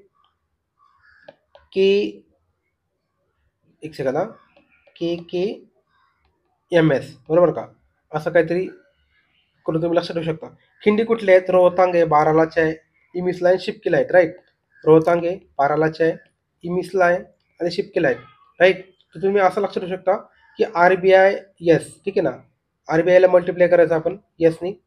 प्लुरल घेऊ आपण त्याचा अनेक क्वेश्चन घेऊ आरबीआय भरपूर आरबीआय असं काहीतरी राईट. रोहतांग बारालाच्या इमिस आणि शिपकिला. नंतर कुमाऊ आणि गढवा हिमालय राईट. तर हा कुठला पाठ आहे लक्षात घ्या उत्तराखंडचा पाठ आहे कुमाऊ आणि गढवा हिमालय. याचा विस्तार कुठून कुठे बघा तर गढवाल पश्चिमेला राईट म्हणजे गढवाल ते कुमाऊ असं पार्ट आहे. आणि याच्यात सगळ्यात उंच शिखर कुठले तर नंददेवी लक्षात घ्या नंगा नाही तर नंददेवी आहे 7,817 मीटर. याच्यामध्ये शिखर बघा कुठले आहेत केदारनाथ बद्रीनाथ गंगोत्री यमुनोत्री हे काय आहे सगळं लक्षात घ्या. हे सगळे रिलिजियस प्लेस आहेत हिंदूंच्या दृष्टीने म्हणून याला लक्षात घ्या याला देवभूमीचा प्रदेश म्हणतात लक्षात घ्या. कशाला तर कुमाऊ हिमालयाला काय का याच्यामध्ये केदारनाथ आहे बद्रीनाथ आहे गंगोत्री यमुनोत्री लक्षात घ्या. हे 4 धाम आहेत बरोबर त्याला 4 धाम म्हणतात. आता ते आपण 4 धाम हायवे पण गव्हर्नमेंटने लॉन्च केलेले 2016 मध्ये हे आपण ऑलरेडी इकॉनॉमिक्स मध्ये स्टडी करतो आणि हायवे केलेत लक्षात घ्या 4 धामला जोडण्यासाठी राईट. आणि याच्यामध्ये लेसर हिमालयाचा पण पार्ट येतो कुठला तर मसुरी नाग किब्बा आणि कुमाऊरांग त्याच्यामध्ये येतात. पुढचा हिमालयाचा पार्ट तो म्हणजे लक्षात तुमचा तो नेपाळ हिमालय त्याला आपण मध्य हिमालय पण म्हणतो राईट. तर लक्षात घ्या हा कुमाऊ हिमालयापेक्षा थोडासा उंच पार्ट आहे आणि जगातील सगळ्यात उंच शिखर याच ठिकाणी आहे कारण नेपाळमध्ये लक्षात घेते. माउंट एव्हरेस्ट तुम्हाला मी सांगितलं. कांचनगंगा हा भारतामध्ये सिक्कीममध्ये आणि थोडंसं नेपाळमध्ये धवलगिरी मकोल हे नेपाळमध्ये लक्षात घ्या राईट. तर नेपाळ हिमालयाचं तुम्हाला मी सांगितलं. पुढचा पार्ट तो तुमचा आसाम हिमालय तर नामच्या बरोबर याच्या बदला उंच शिखर तुम्हाला मी सांगितलं सगळ्यात नॉर्थ ईस्टचा पार्ट आहे राईट. या ठिकाणी नामच्या बरोबरपर्यंत विस्तार बऱ्यापैकी सापडतो. आसाम हिमालय तुम्हाला सांगितलं मी की तिस्ता आणि इकडं ब्रह्मपुत्र दरम्यान तो पार्ट आहे त्याला पण आसन हिमालय असं म्हणतो. अच्छा टेकड्या बघा हे टेकड्याचा सिक्वेन्स तुम्हाला विचारला जातो की पश्चिमेकडनं पूर्वेकडं हा जो सिक्वेन्स तुम्हाला विचारला जातो. तर आका डाफला मिरी अभोर मिश्मी हा तुम्ही सिक्वेन्स पाठ करून ठेवा. आका जास्त लक्षात ठेवायची गरज नाही तर डाफला मिरी अभोर मिश्मी राईट. तर डामी आमी असं काहीतरी तुम्ही लक्षात ठेवू शकता लक्षात घ्या डामी आमी राईट आहे डाफला मिरी अभोर आणि मिश्मी राईट. हां ठीक आहे. त्याच्यानंतर खिंडी कुठल्या लक्षात घ्या तर खिंडी कुठल्या आहेत त्याच्यामध्ये जेलेपला आहेत नथुला आहे सेला आहे आणि बोंबडेला लक्षात घ्या राईट. तर JNSB असं काहीतरी तुम्ही लक्षात ठेवू शकता राईट. जेलेपला नथुला सेला आणि बोंबडेला नथुला खिंडीवरनं आपल्याला माहिती आहे सिक्कीममधनं जातं जवळपास राईट. तर त्यावरनं आपल्या चायनाचं काय मत चालू असतं राईट नथुला खिंड वगैरे. नंतर स्थानीय विभागणी लक्षात घ्या कोणी केली ती चॅटर्जी यांनी केली होती. तर चॅटर्जी यांनी काय केली पश्चिम हिमालय मध्य हिमालय आणि पूर्व हिमालयाशी त्याचं क्लासिफिकेशन केलेलं आहे चॅटर्जी यांनी. पश्चिम हिमालय कुठून कुठे आहे सिंधू ते काली मध्य हिमालय कुठून कुठे काली ते तिस्ता आणि पूर्व हिमालय कुठे तिस्ता ते ब्रह्मपुत्र लक्षात घ्या राईट. म्हणजे बघा सिंधू काली तिस्ता ब्रह्मपुत्र अशा 4 नद्या लक्षात घ्या सिंधू काली तिस्ता ब्रह्मपुत्र अशा 4 नद्या लक्षात ठेवा. तुम्हाला मग बाकी पाठ करायची गरज पडणार नाही. पश्चिम हिमालय कुठे सिंधू ते काली नंतर मध्ये काली ते तिस्ता आणि मग तिस्ता ते ब्रह्मपुत्र लक्षात घ्या ठीक आहे. तुम्हाला मी मॅपमध्ये सांगितलं होतं त्यामुळे तुम्ही मॅप लक्षात ठेवा आणि मॅप जर लक्षात ठेवलं तर बऱ्याचशा क्वेश्चन त्याच्यावर सॉल्व्ह होऊन जातील. त्याच्यानंतर पुढचं लक्षात घ्या आता महत्त्वाची शिखरं याच्यामध्ये मी घेतलेले आहेत. माउंट एव्हरेस्ट सगळ्यात वर तुम्हाला सांगितलं मी 8,848 K2 गोडोन असेल 2 नंबर आहे 8,611 3 नंबर आहे कांचनजंगा. ते आता काय काय स्पेलिंगमध्ये लक्षात घ्या कांचनगंगा आहे काय ठिकाणी कांचनगंगा आहे बरंचसं स्पेलिंग त्याचं थोडंसं ऑड आहे लक्षात घ्या. आपण त्याला गावठी भाषेत कांचनगंगाच म्हणतो. त्याचं हाईट किती आहे 8,598. नंतर लॉथसे 8,516 नंगा पर्वत 8,126 अन्नपूर्णा झाले ते अन्नपूर्णा 8,091 नंतर नंददेवी 7,817 बद्रीनाथ गंगोत्री. यातल्या सगळ्यात महत्त्वाचे 3 वरचे लक्षात ठेवा माउंट एव्हरेस्ट K2 गॉर्डन असेल कांचनगंगा राईट. त्याच्यानंतर खिंडी आपण आता पुढचा पाठ पाहतो लक्षात ठेवा म्हणजे खिंडी. तर भारतातल्या जे वेगवेगळे खिंडी आहेत आपण त्यांचा तुम्हाला क्वेश्चन एक्झाममध्ये विचारलं जातं की नॉर्थ टू साऊथ सांगा किंवा काय करा पूर्वपासून पश्चिमेला सांगा राईट. तर बघा सगळ्यात वर तुम्हाला इथे मिंटका खिंड दिसते इकडे बघा पर्पिक खिंडे खुंजराप खिंडे अगिल खिंडे काराटा खिंडे लानकला पेन्सिला चांगला इमिसला मलिंगला मंगशाधुरा नंतर मानखिंड नीतीखिंड लिपुलेख खिंड ट्रेल्स खिंड नथुला खिंड इकडे बघा खारडुंगला बुर्जीला जोजीला पिरपांजाल बनिहाल बारालाचा तेपसाला रोहतांग शिपकीला. त्याच्यापैकी जर महत्त्वाचं जर विचारलं ना तर लक्षात घ्या हे इकडच्या पूर्वेकडचे आहेत लक्षात घ्या सॉरी ह्या पश्चिमेकडचे आहेत ह्या जे आहेत ना हे जास्त महत्त्वाचे आहेत राईट. आणि इकडचे तुम्हाला महत्त्वाचे मी सांगतो ज्या जास्त फेमस आहेत ते म्हणजे तर लक्षात घ्या लिपुलेख नंतर नथुला ठीक आहे नंतर जेलेपला राईट. बाकी अजून जसं जसं येतील त्याच्यामध्ये तुम्हाला मी सांगेल. तर याच्यामध्ये आपण काय केलंय त्याला सिक्वेन्स वाईज डिवाइड केला. तर तुम्हाला याच्यामध्ये दिसतं ना असं दिसत असेल मी काय केलं थोडंसं त्याला याच्यामध्ये डिवाइड केलंय कसं प्रदेश वाईज म्हणजे बघा प्रदेश जम्मू काश्मीरमध्ये कुठल्या कुठल्या खिंडी येतात जम्मू काश्मीर लडाखमध्ये. तर सगळ्यात वर येते तुमची बुर्जीला लक्षात घ्या. तर बुर्जीला कशाला जोडते तर श्रीनगरला जोडते कशाची गिलगिट प्रदेशाची जोडते. म्हणजे बघा, बुर्जिला श्रीनगर गिलगिट, बनिहाल जम्मू काश्मीर, जम्मू आणि काश्मीरला जोडते लक्षात घ्या. जम्मू शहर जे आहे त्याला काश्मीर खोऱ्याशी जोडते. बनिहाल म्हटलं की जम्मू काश्मीर, बुर्जिला म्हटलं की श्रीनगर गिलगिट. नंतर पीर पांजाल लक्षात घ्या. पीर पांजाला कोणाला जोडते, तर पंजाब प्रांताला जोडते लक्षात घ्या पीर पांजाल. नंतर जोजिला कोण कोणाला जोडते, काश्मीर खोरं जोडते कोणाशी, श्रीनगर शहर काराकोरमला लडाखशी जोडते. नंतर मिंडका खिंड गिलगिट भागाला गिलगिट भागाला उत्तरेकडला जोडतो लक्षात घ्या. नंतर पेन्सिला खिंड हे झास्कर रांगेतील खिंड आहे. बाकीच्या खिंडीत महागिल आहे, चांगला आहे, सासिरला आहे, दराला आहे, खारदुंगला आहे. नंतर देपचा खिंड एक आहे. नंतर पुढचं हिमाचल प्रदेशमधल्या खिंडी, त्याच्यामध्ये कुठले बघा, बारालाचा काय जोडते, लाहोलला लेहशी जोडते. रोहतांग खिंड ही कुल्लू खोऱ्याला लाहोल आणि स्पितीशी जोडते. शिपकिला खिंड ही हिमाचल प्रदेशापासून तिबेटकडे जाण्याचा मार्ग आहे. नंतर पुढचे लक्षात घ्या उत्तराखंड, त्याच्यामध्ये लक्षात घ्या मन्ना क्या माना ही उत्तराखंड ते तिबेटची दरम्यानची खिंड आहे. नंतर नीती खिंड कैलाश पर्वत आणि मानस सरोवरकडे जाण्याचा मार्ग आहे.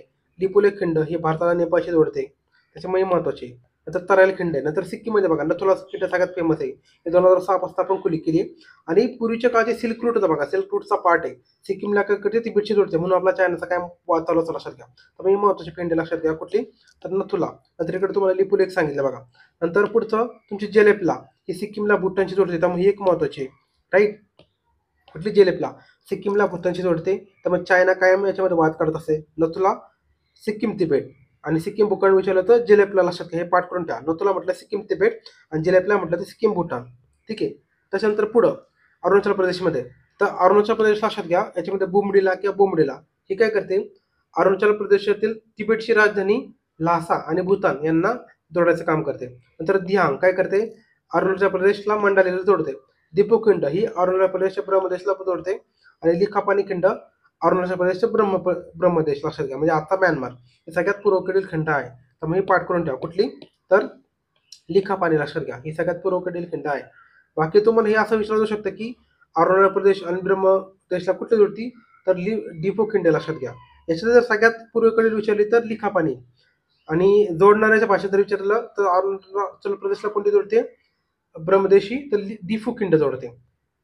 मंडाली आणि अरुणाचल प्रदेशला कोणती जोडते, तर दिहांग जोडते. ठीक आहे. बाकी बाकी महत्वाचं कुठलं, शिपकी बघा हिमाचल प्रदेश आणि तिबेटला जोडते. राईट. आता ऍक्च्युअल तसं जर पाहिलं तर सगळ्यात तुम्हाला पाठ करणं गरजेचं आहे. तुम्हाला एकदम महत्वाचं मी सांगितलं. राईट. त्याच्यामध्ये मी सिक्वेन्स बदलला मॅपनुसार. तुम्ही काय थोडंसं आहे ना मॅपिंग जर केलं थोडंफार त्याच्यामध्ये त्यानुसार लक्षात ठेवू शकता. तर मॅपिंग लक्षात नाही राहिलं तुम्हाला काहीतरी नेमनिस वगैरे बनावं लागेल या ठिकाणी, कारण थोडंसं मॅपिंगचा पार्ट आहे लक्षात घ्या, तर तसं ते लक्षात राहणार नाही. ठीक आहे. ॲटलिस्ट तुम्हाला नॉर्थ टू साऊथ माहीत पाहिजे किंवा पूर्व ते पश्चिम अशा जर माहीत असेल तर चांगलंच आहे. तर आपण काय केलंय तेच विचार करून काय केलंय, पुढं पश्चिम पूर्व क्रम घेतलाय आणि आपण उत्तर दक्षिण क्रम घेतलेला लक्षात घ्या. ठीक आहे. तर तुम्हाला दोन्ही सांगतो मी. आता आपण सांगतो पश्चिम ते पूर्व क्रम. लक्षात घ्या, पूर्वेकडे कुठली तुमची पीर पांजाळ, म्हणजे बघा इकडं पश्चिमेकडे आपण पूर्वेकडे जातोय. सगळ्यात पहिले तुमची पीर पांजाळ. ठीक आहे. 2 नंबर येते तुमची बनिहाल, 3 नंबर येते तुमची बारालाचा. ठीक आहे. नंतर तुमची रोहतांग, नंतर तुमची शिपकिला, नंतर तुमची मनु किंवा मन्ना, नंतर तुमची लिपुलेख, नंतर नथुला, नंतर जेलेपला, नंतर बोमडीला, नंतर दिफुकिंड आणि लिखापानी. ठीक आहे. तर याच्यातून तुम्हाला काय अंदाज लागत तुम्ही तुमच्या अंगाने काहीतरी नेमक म्हणू शकता. राईट. तर तसंच लक्षात ठेवावं लागेल. तुम्हाला तर नॉर्थ टू साऊथ जर सिक्वेन्स विचारला शक्यतो असे सिक्वेन्स विचारतात, एक तर नॉर्थ टू साऊथ विचारतात किंवा कुठली खिंड कुठल्या पार्टमध्ये येते किंवा कोणी कोणाला जोडते, शक्यतो असेच प्रश्न विचारतात. तर नॉर्थ टू साऊथ असं लक्षात घ्या. सगळ्यात वर तुमची पीर पांजाल, नंतर बनिहाल, नंतर बारालाचा. ॲटलिस्ट पहिले 3 लक्षात घ्या, पीर पांजाल, बनिहाल, बारालाचा. आणि जर असं विचारलं की उत्तर ते दक्षिण क्रम, तर लक्षात घ्या हे बुर्जिला आहे. लक्षात घ्या, हे बुर्जिला, नंतर जोजिला, नंतर पीर पांजाल, नंतर बनिहाल, बारालाचा, रोहतांग, शिपकिला, लिपुलेख, नथुला आणि जेलेपला. ठीक आहे. झालं तुमचा उत्तर ते दक्षिण क्रम. त्याच्यानंतर आपण पुढचा पाठ घेतोय. या पाठमधला तुमचा उत्तर भारतीय मैदानी प्रदेश. तर ठीक आहे. उत्तर भारतीय मैदानी प्रदेश तुम्ही बघा, तुम्हाला ऑलरेडी मी वरच्या आठमध्ये सांगितलं, भारताचे 5 प्राकृतिक भाग आहेत. त्याच्यामध्ये एक पार्ट होता तुमचा ग्रेट प्लेन्स ऑफ इंडिया, अर्थात भारताचा मैदानी प्रदेश. सुरुवात कुठे होते, राजस्थानच्या मैदानापासून. नंतर तुमचा सतलज यमुना प्लेन. नंतर गंगामध्ये तुम्हाला मी 3 पार्ट सांगितले होते. ऊर्ध्व, नंतर मध्य आणि लोअर गंगा म्हणजे काय निम्न गंगा, असे 3 पार्ट आहेत गंगाच्या प्लेनचे. सगळ्यात वरचा मधला आणि सगळ्यात खालचा. आणि या ठिकाणी त्रिभुज प्रदेश तयार करतात आपल्याला माहिती आहे. आणि इकडं ब्रह्मपुत्राचा वेगळा पार्ट आहे, ब्रह्मपुत्रा मैदान. ठीक आहे, आपण काय करूया हे 1 बाय 1 पाहूया. राईट. तर आपल्याला माहिती आहे हे मैदान कुठून कुठून पसरलंय, तर राजस्थानपासून इकडं आसामपर्यंत पसरलेलं आहे ओव्हरऑल सगळं. याची लांबी एकूण किती आहे, 2400 किलोमीटर रुंदी आहे. सॉरी, लांबी किती, 2400 किलोमीटर लांबी आहे. आणि रुंदी किती आहे, 150 ते 200, 150 ते 500 किलोमीटर एवढी लांबी आहे, लक्षात घ्या. तर रुंदी आहे 150 ते 200. एक सेकंद. लेंथ जर विचारलं तर 2400. राईट. आणि जर रुंदी विचारली, राईट, ब्रेड म्हणजे किती रुंदी, किती 150 ते 500 असं तुम्ही लक्षात ठेवू शकता. ठीक आहे.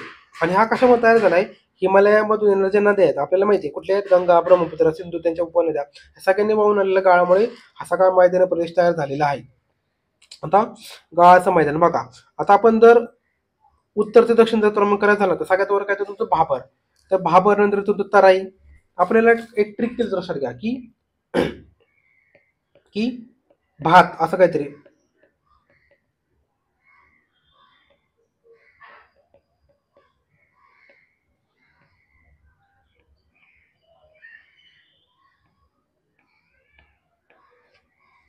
हे बघा, भात काय करतो, बाण खातो, असं काहीतरी तुम्हाला लक्षात ठेवा. ठीक आहे ना, भात बाण खातो. ठीक आहे. तर तुम्ही अँगल असं काहीतरी लक्षात शकता. तर भाबर लक्षात घ्या. भाबर हा याला नेमका काय पाठ आहे, आपल्याला माहिती आहे हिमालय, सपोज हा हिमालय, इथून सपोज नद्या वगैरे वाहून येतात, बरोबर का.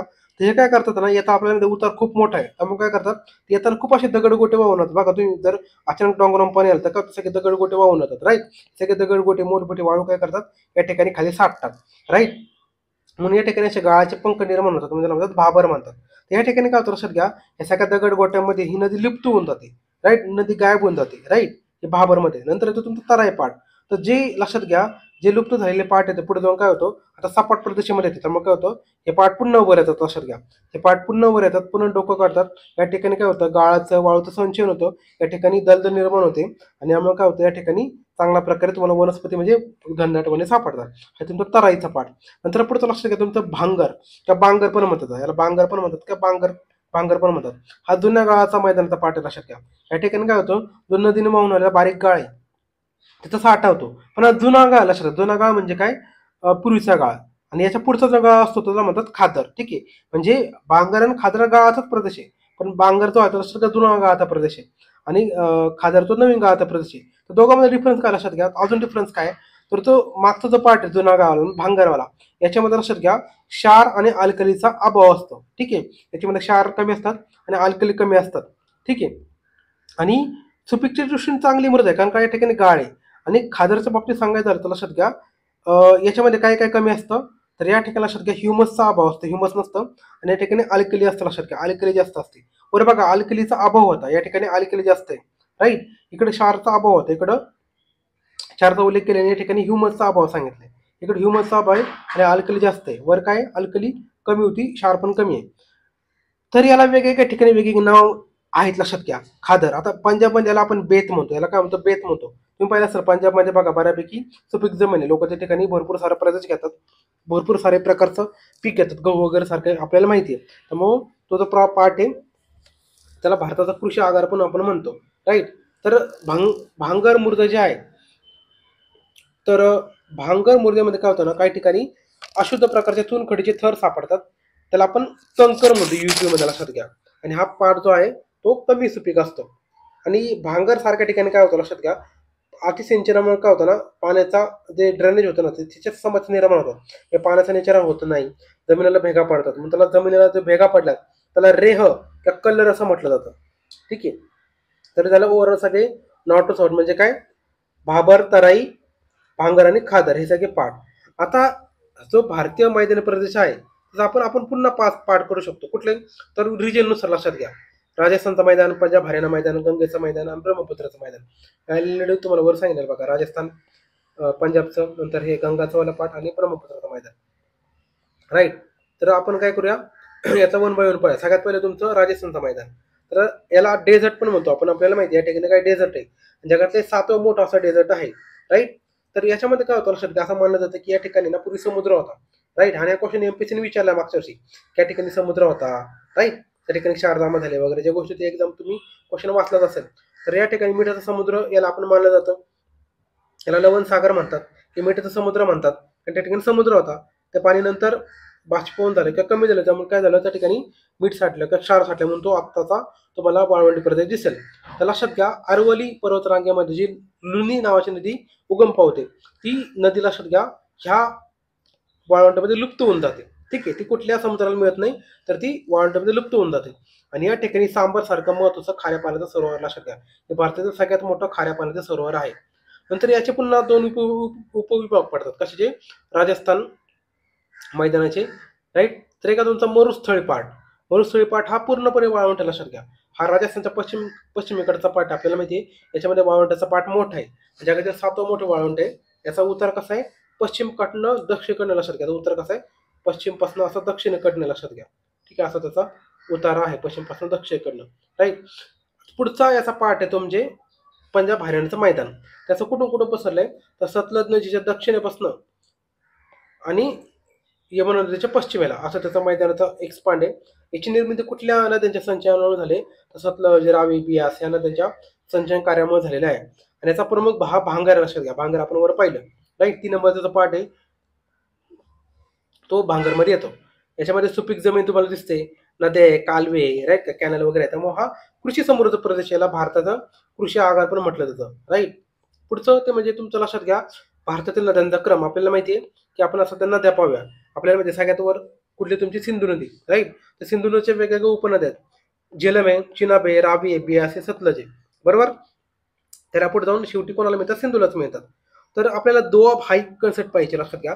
दोआब म्हणजे काय, दोन नद्यांमध्ये जो प्रदेश असतो त्याला आपण दोआब म्हणतो. दोन म्हणजे काय, ही नदी आहे आणि नदी असेल, हा जो मधला पार्ट लक्षात घ्यायला म्हणतात दोआब, राईट. तर पंजाब हा पंचनद्यामधला पार्ट आहे, त्याला पंजाब असं म्हणतात. ठीक आहे, तर प्रमुख दोआब कुठल्या लक्षात घ्या, बिस्त दोआब. तर बिस्त कोणाकोणामध्ये लक्षात घ्या, बियास आणि सतलज बघा, बिस्त हे बघा, बिस्त, ठीक आहे, बियास सतलज, नंतर बारी, राईट. तर बियास आणि रावी, नंतर रशना, रशना म्हणजे कसं बघा, रावी आणि चिनाब नंतर रचना केले, नंतर छाज, ठीक आहे ना. छाज म्हणजे काय, तर चिनाब आणि झेलम, नंतर सिंधसागर. सिंधसागर कशामुळे,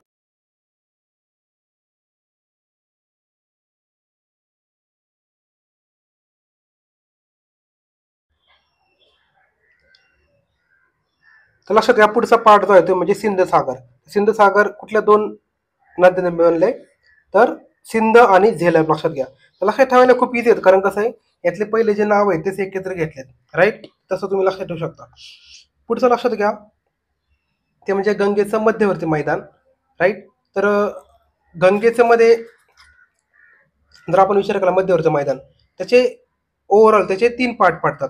ठीक आहे, गंगेचं जे मैदान आहे ओव्हरऑल त्याचे 3 पार्ट पडतात. तर एका तुमचं ऊर्ध्व गंगा मैदान, मध्य गंगा मैदान आणि तेच म्हणजे निम्न गंगा मैदान. ठीक आहे, तर ऊर्ध्व गंगा मैदानमध्ये काय काय येतं, तर यमुना, गंगा, रामगंगा, शारदा, गोमती, घागरा या प्रमुख नद्या येतात.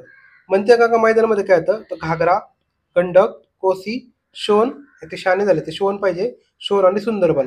निम्न गंगा मैदानामध्ये काय होतं, तर मुखाकडील जो प्रदेश आहे त्रिपुरी प्रदेश, तर त्याजवळचा पाठ येतो सुंदरबन. तर आपण काय करूया, हे ओव्हरऑल तुम्हाला सांगितलं, याच्यामध्ये काही डिटेल द्यायची गरज नाही, तुम्ही एवढं फक्त क्लासिफिकेशन लक्षात ठेवा, ऊर्ध्व गंगा, मध्य गंगा आणि निम्न गंगा. आता त्रिभुज प्रदेशाचा आपण थोडंसं हे महत्वाचा पाठ आहे. आपल्याला माहिती ज्या ठिकाणी नदी ही समुद्राला मिळते त्या ठिकाणी काय करत असतात, त्रिभुज प्रदेश तयार करते, बरोबर का. त्याला डेल्टा रिजन आपण म्हणतो इंग्लिशमध्ये. तर या ठिकाणी आपल्याला माहिती काय असतं, नदीला रेट भरपूर सारा गावा होणार असतो, हा प्रदेश थोडासा सपाट असतो, त्यामुळे काय होतं नदीचे अशा फाटे फुटतात, त्यामुळे तसा त्रिभुज प्रदेश तुम्हाला दिसतो. तर जगात सगळ्यात मोठा त्रिपुरुष लक्षात घ्या कुठला आहे, तर हा गंगाचा जो आहे ना तो. कारण आपल्याला माहिती आहे इकडं गंगा आहे, तिकडनं ब्रह्मपुत्र येते, दोन नद्यांचा संघ मिळून काय होतं, त्यांचे ट्रिब्युटरी जे आहेत त्या सगळ्या मिळून असा एक मोठा तुमचा डेल्टा तयार होतो पश्चिम बंगालच्या उपसागरामध्ये, राईट. आणि त्यामुळे काय होतं या ठिकाणी दलदल जास्त असल्यामुळे वन पण तुम्हाला मोठ्या प्रमाणात दिसतात. सुंदरी सारखी आपल्याला माहिती आहे वनस्पती सापडते, म्हणून त्याला सुंदरबन असं म्हणतो. आणि हा जगातील सगळ्यात सुपीक प्रदेशापैकी एक मोठा प्रदेश लक्षात घ्या, कारण का गावावरून आणल्यामुळे ठिकाणी तुम्हाला सुपीक प्रदेश असा दिसतो. सुंदरबन लक्षात घ्या जगातील सगळ्यात मोठं मँग्रोव्ह फॉरेस्ट आहे. मँग्रोव्ह फॉरेस्ट म्हणजे काय, ते खारफुटी वन आहे आपल्याला माहिती आहे. आणि या खारपटी वनांपैकी म्हणजे सुंदरबनाचा जर विचार केला त्रिपुरा प्रदेश, तर भारतामध्ये याच्यातला 40% पार्ट आहे, राहिलेला 60% हा बांगलादेशमध्ये. लक्षात घ्या, त्यामुळे बांगलादेशला याचा जास्त फायदा आहे. नंतर युनेस्कोने आपल्याला माहिती आहे 1987 मध्ये काय दिलं, त्याला वर्ल्ड हेरिटेजचा दर्जा दिला 1987 मध्ये सुंदरबनला.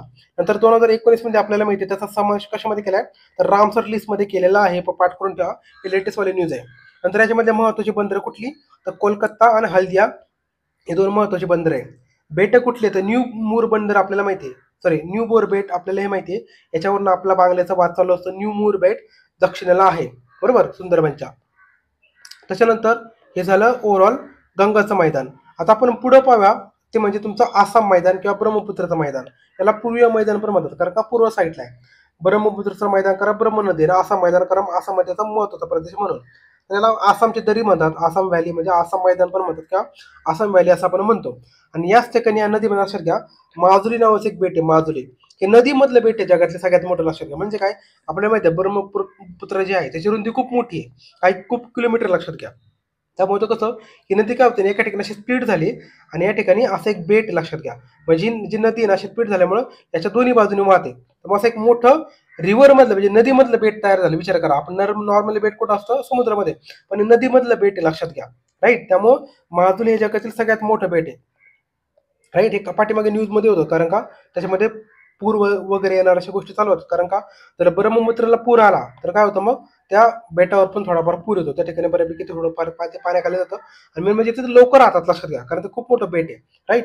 म्हणून त्याला जगातील सांगायचं झालं तर सगळ्यात मोठं बेट आहे.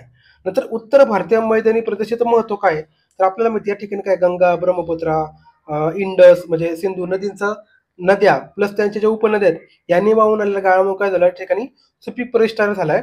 या ठिकाणी काय होतं, मग लोकसंख्येची घनता ही जगामध्ये सगळ्यात जास्त. लक्षात घ्या, राईट. जगातली सगळ्यात जास्त पॉप्युलेशन डेन्सिटी तुम्हाला या ठिकाणी सापडते. आणि कृषीच्या बाबतीत सांगितलं की सगळ्यात जास्त आपलं कृषी उत्पादन ह्या भागातनं जवळपास होतं, राईट. त्यानंतर भारतीय पठारी प्रदेश, आपण आता पहिल्या वरचा मैदानी प्रदेश. आता आपण पुढचा पाठ पाहूया, प्राकृतिक पैकी तो म्हणजे लक्षात घ्या भारतीय पठारी प्रदेश. त्याला आपण द्वीपकल्पीय प्रदेश पण म्हणतो, त्याला इंग्लिशमध्ये आपण म्हणतो पेनिन्सुलर प्लॅटो वगैरे जे काय असेल, राईट. आता लक्षात घ्या, आपण तुम्हाला ऑलरेडी मी वर पुन्हा एकदा तो मॅप दाखवतो, तो लक्षात घेईल. पेनिन्सुलर प्लॅटो वगैरे जे काय द्वीपकल्पीय पठार आहे, बरोबर, हे लक्षात घ्या. हा जो तुम्हाला पार्ट दिवस हा सगळा द्वीपकल्पीय पार्ट आहे, राईट. तर आपण याचा 1 बाय 1 पाहूया,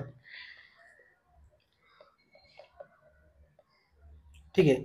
तर लक्षात घ्या, उत्तर भारतीय मैदानाच्या दक्षिणेकडे याची बाउंड्री कुठे आहे, तर उत्तर भारतीय मैदानाची जी बाउंड्री आहे, राईट, म्हणजे आपल्यावर सगळे सपोज हे असा एक्झाम्पल मी आता एकदम शॉर्टमध्ये भारताला काढतो, तर लक्षात घ्या. तर हे लक्षात घ्या, इथं तुमचा मैदानी प्रदेश आहे, तर याच्या दक्षिणेला म्हणजे इथून तुमचा काय होतो, असा हा डेक्कन प्लॅटो चालू होतो किंवा पेनिन्सुलर प्लॅटो चालू होतो. ऍक्च्युअली डेक्कन नाही, त्याला ओव्हरऑल पेनिन्सुलर प्लॅटो आपण म्हणतो. तर हा तुमचा पेनिन्सुलर प्लॅटो इकडे तुम्हाला दिसेल, तिथून चालू होतो आणि खाली मग खाली घाटापर्यंत आहे, म्हणजे पश्चिम आणि पूर्व घाटी जो संपतो त्या ठिकाणी त्यापर्यंत त्याची बॉर्डर आहे. तर हा लक्षात घ्या, हा जुना पार्ट आहे, हा भारताचा सगळ्यात जुना पार्ट आहे, कारण का हा अग्निजन्य आणि रूपांतरित खडकाने बनलाय. त्या ठिकाणी लावाने तो तयार झालाय, म्हणजे ज्वालामुखी तयार झाला, त्याच्यानं लावा बाहेर पडला आणि त्या ठिकाणी मग तो पसरला. आपल्याला माहिती बेसिक लावा असल्यामुळे तो पसरला, हळूहळू मोठ्या प्रमाणात त्याचं थरावर जर साठत गेले आणि असा जगातले म्हणजे भारतातील सगळ्यात प्राचीन असा तो प्रदेश त्या ठिकाणी तयार झालेला आहे. आणि तो खडक कशा प्रकारचा आहे, तर अग्निच खडक, कारण का ज्वालामुखीद्वारे तो बाहेर झालाय. काही खडकाचं रूपांतर झाल्यामुळे त्या ठिकाणी रूपांतरित खडक पण आपण त्या ठिकाणी आपल्याला सापडतं.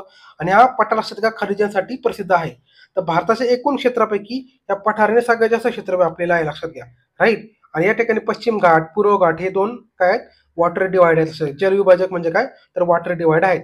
तर नर्मदा नदीमुळे तयार जाणारं या काय झालंय लक्षात घ्या, आपल्याला माहिती आहे, म्हणजे एक नर्मदा नदी आहे, बरोबर का. तर नर्मदा नदी काय करते, तर ह्या पठाराचे दोन भागात विभाजन करते. एक आहे तुमचा उत्तर भारतीय पठारी प्रदेश, याला मध्यवर्ती उच्चभूमी पण म्हणतात, ठीक. नर्मदा नदीमुळे काय झालं, नर्मदा नदीचा वरचा जो पाठ आहे तर उत्तर भारतीय पठारी प्रदेश आहे, आणि त्याच्या खालचा जो पाठ आहे, राईट, त्याला आपण दक्षिण भारतीय पठारी प्रदेश म्हणतो. म्हणजे नर्मदा नदीने काय केलंय, ह्या पठाराला असं डिवाइड केलेलं आहे, ठीक आहे. इथं बघा तुमचं, इथं एक सेकंद, हे वेगवेगळे पार्ट आहे लक्षात. इकडे अरवली पर्वत आहे, ठीक आहे. त्याच्यानंतर हा सेंट्रल हायलँड आहे, नंतर हे बुंदेलखंड, बागेलखंड हे सगळे प्लॅटूचेच पार्ट आहे. नंतर माळवा आहे, इकडे विंध्याचल पर्वत आहे, बरोबर का? विंध्य, नंतर खाली सातपुडा पर्वत आहे, राईट. नंतर खाली महाराष्ट्राचा पठार आहे, नंतर कर्नाटकचा पठार आहे. या ओव्हरऑल आपण डेक्कन प्लॅटू म्हणतो.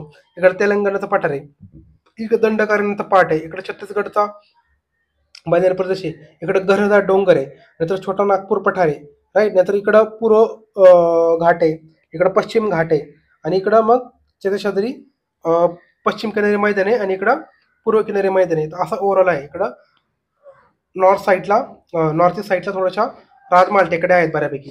नॉर्थ ईस्ट नाही म्हणणार, थोड्याशा पूर्व साईडला राजमहाल टेकड्या आहेत, आणि सगळ्यात इकडं मेघालय प्लॅटो आहे, राईट. तर आकाशा कुठल्या फॉल्टनी सेपरेट झालाय? मालडा, लक्षात घ्या, मालडा फॉल्टनी तो सेपरेट झालेला आहे, हा लक्षात घ्या. ऍक्च्युअली याचाच पार्ट होता, पण फॉल्टमुळे तो सेपरेट झाला, त्याला मालडा फॉल्ट लक्षात ठेवा, राईट. तर असं ते ओव्हरऑल तुम्हाला प्लॅटो दिसेल. तर सुरुवात करूया आपण उत्तर भारतीय पठार प्रदेशाने. तर लक्षात घ्या, उत्तर भारतीय पठार प्रदेश सगळ्यात तुम्हाला मी सांगितलं अरवली पर्वत, बरोबर का? अरवली पर्वताची तुम्ही डायरेक्शन बघा कशी आहे, राईट. डायरेक्शन बघा कशी आहे, तर बघा तुम्हाला अशी तिरपी डायरेक्शन दिसते, राईट.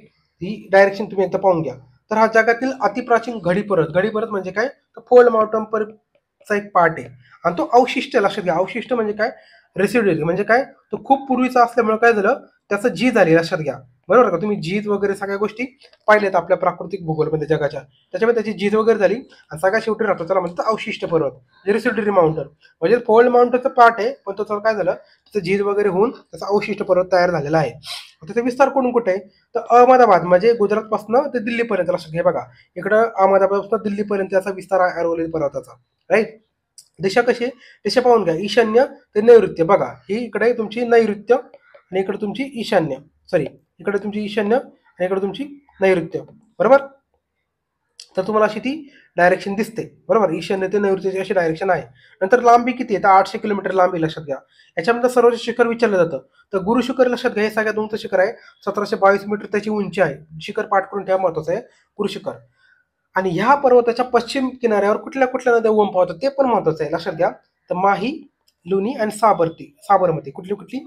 माही, लुनी आणि साबरमती, ठीक आहे. तुम्ही मालुसा लक्षात ठेवू शकता, मालुसा, राईट. तर मालुसा नावाची कोणतरी एक लेडी लक्षात ठेवा, मालुसा, राईट. त्या अरवलीवर उगम पावतात. तर त्याच्यानंतर पुढचा पार्ट जो आहे, लक्षात घ्या, तुमचा मेवाड. आपण हे प्लॅटूचाच पार्ट पाहतोय, मेवाड किंवा पूर्व राजस्थानची उच्चभूमी. तर लक्षात घ्या, अरवली पर्वताच्या पायथ्यापासून पूर्व ठिकाणी पसरलेला जो प्रदेश आहे आपण मेवाड म्हणतो.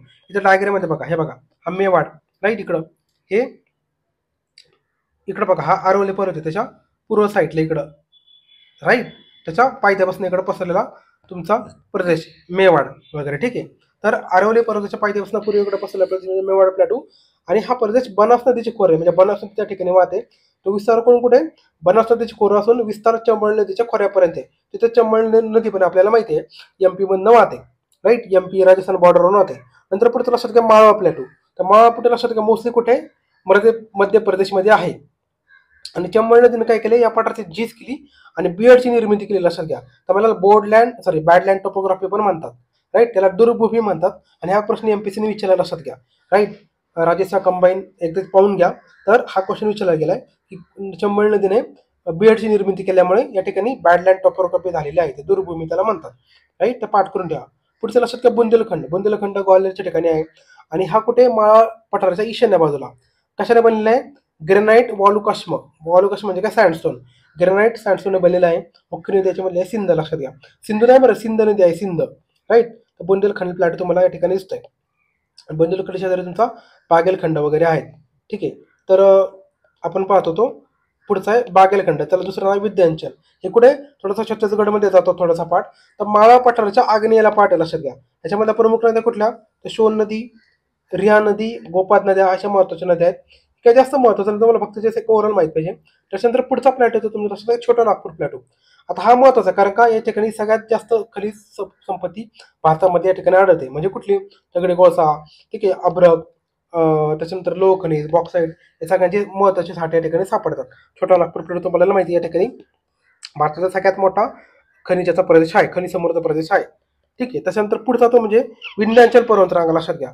तर लक्षात घ्या, द्वीपकल्पीय पठाराच्या मध्यभागी पूर्व पश्चिम अशी एक रांग पसरलेली बरोबर का, विंध्याचल पर्वत बरोबर का, मध्ये तुम्हाला मी सांगितलं आहे बघा, इकडे तुमची विंध्याचल रांग आहे, विंध्य आणि त्याच्या खाली सातपुडा पर्वत, त्याची पूर्व पश्चिम रांग पसरलेली लक्षात घ्या, विंध्याचल. ठीक आहे. आणि ही दक्षिण भारताची सीमा निश्चित करणारी दक्षिण भारत आणि उत्तर भारत या दोघांमधली बाउंड्री लक्षात घ्या. राईट. याच्यावर जे आहे तुमची नॉर्थ आणि त्याच्या खाली तुमची साऊथ इंडिया, असं तुम्ही डिवाइड करू शकता. याच्यामध्ये सगळ्यात उंच शिखर कुठलं, तर सद्भावना शिखर, त्याला गुडविल पीक पण म्हणतात, सद्भावना शिखर याच्यामध्ये सगळ्यात उंच शिखर आहे. आणि याच्यामधल्या कुठल्या कुठल्या नद्या उगम पावतात, तर चंबळ, सिंध, बेटवा लक्षात, बेटवा झाले, बेटवा, केन आणि शोन ह्या उत्तरेकडे वाहणाऱ्या नद्या उगम पावतात. कुठल्या, चंबळ, सिंध, बेटवा, केन आणि शोन.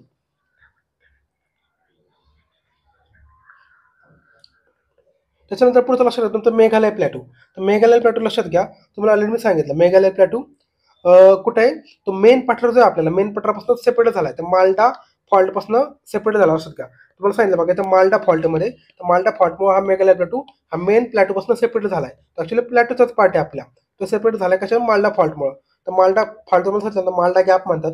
आणि त्याच्यामध्ये 3 कुठल्या महत्वाच्या टेकड्या आहेत, तर गारो, खासी, तुम्हाला सांगितलं बघा जी, के, जे आणि बरेली बरोबर का, गारो, खासी, जयंती आणि बरेली अशा 4 टेकड्या आहेत. राईट. पूर्वपासून पश्चिमकडे पाठ करून ठेवा. त्याच्यानंतर दक्षिण भारतीय पठारी प्रदेश. राईट.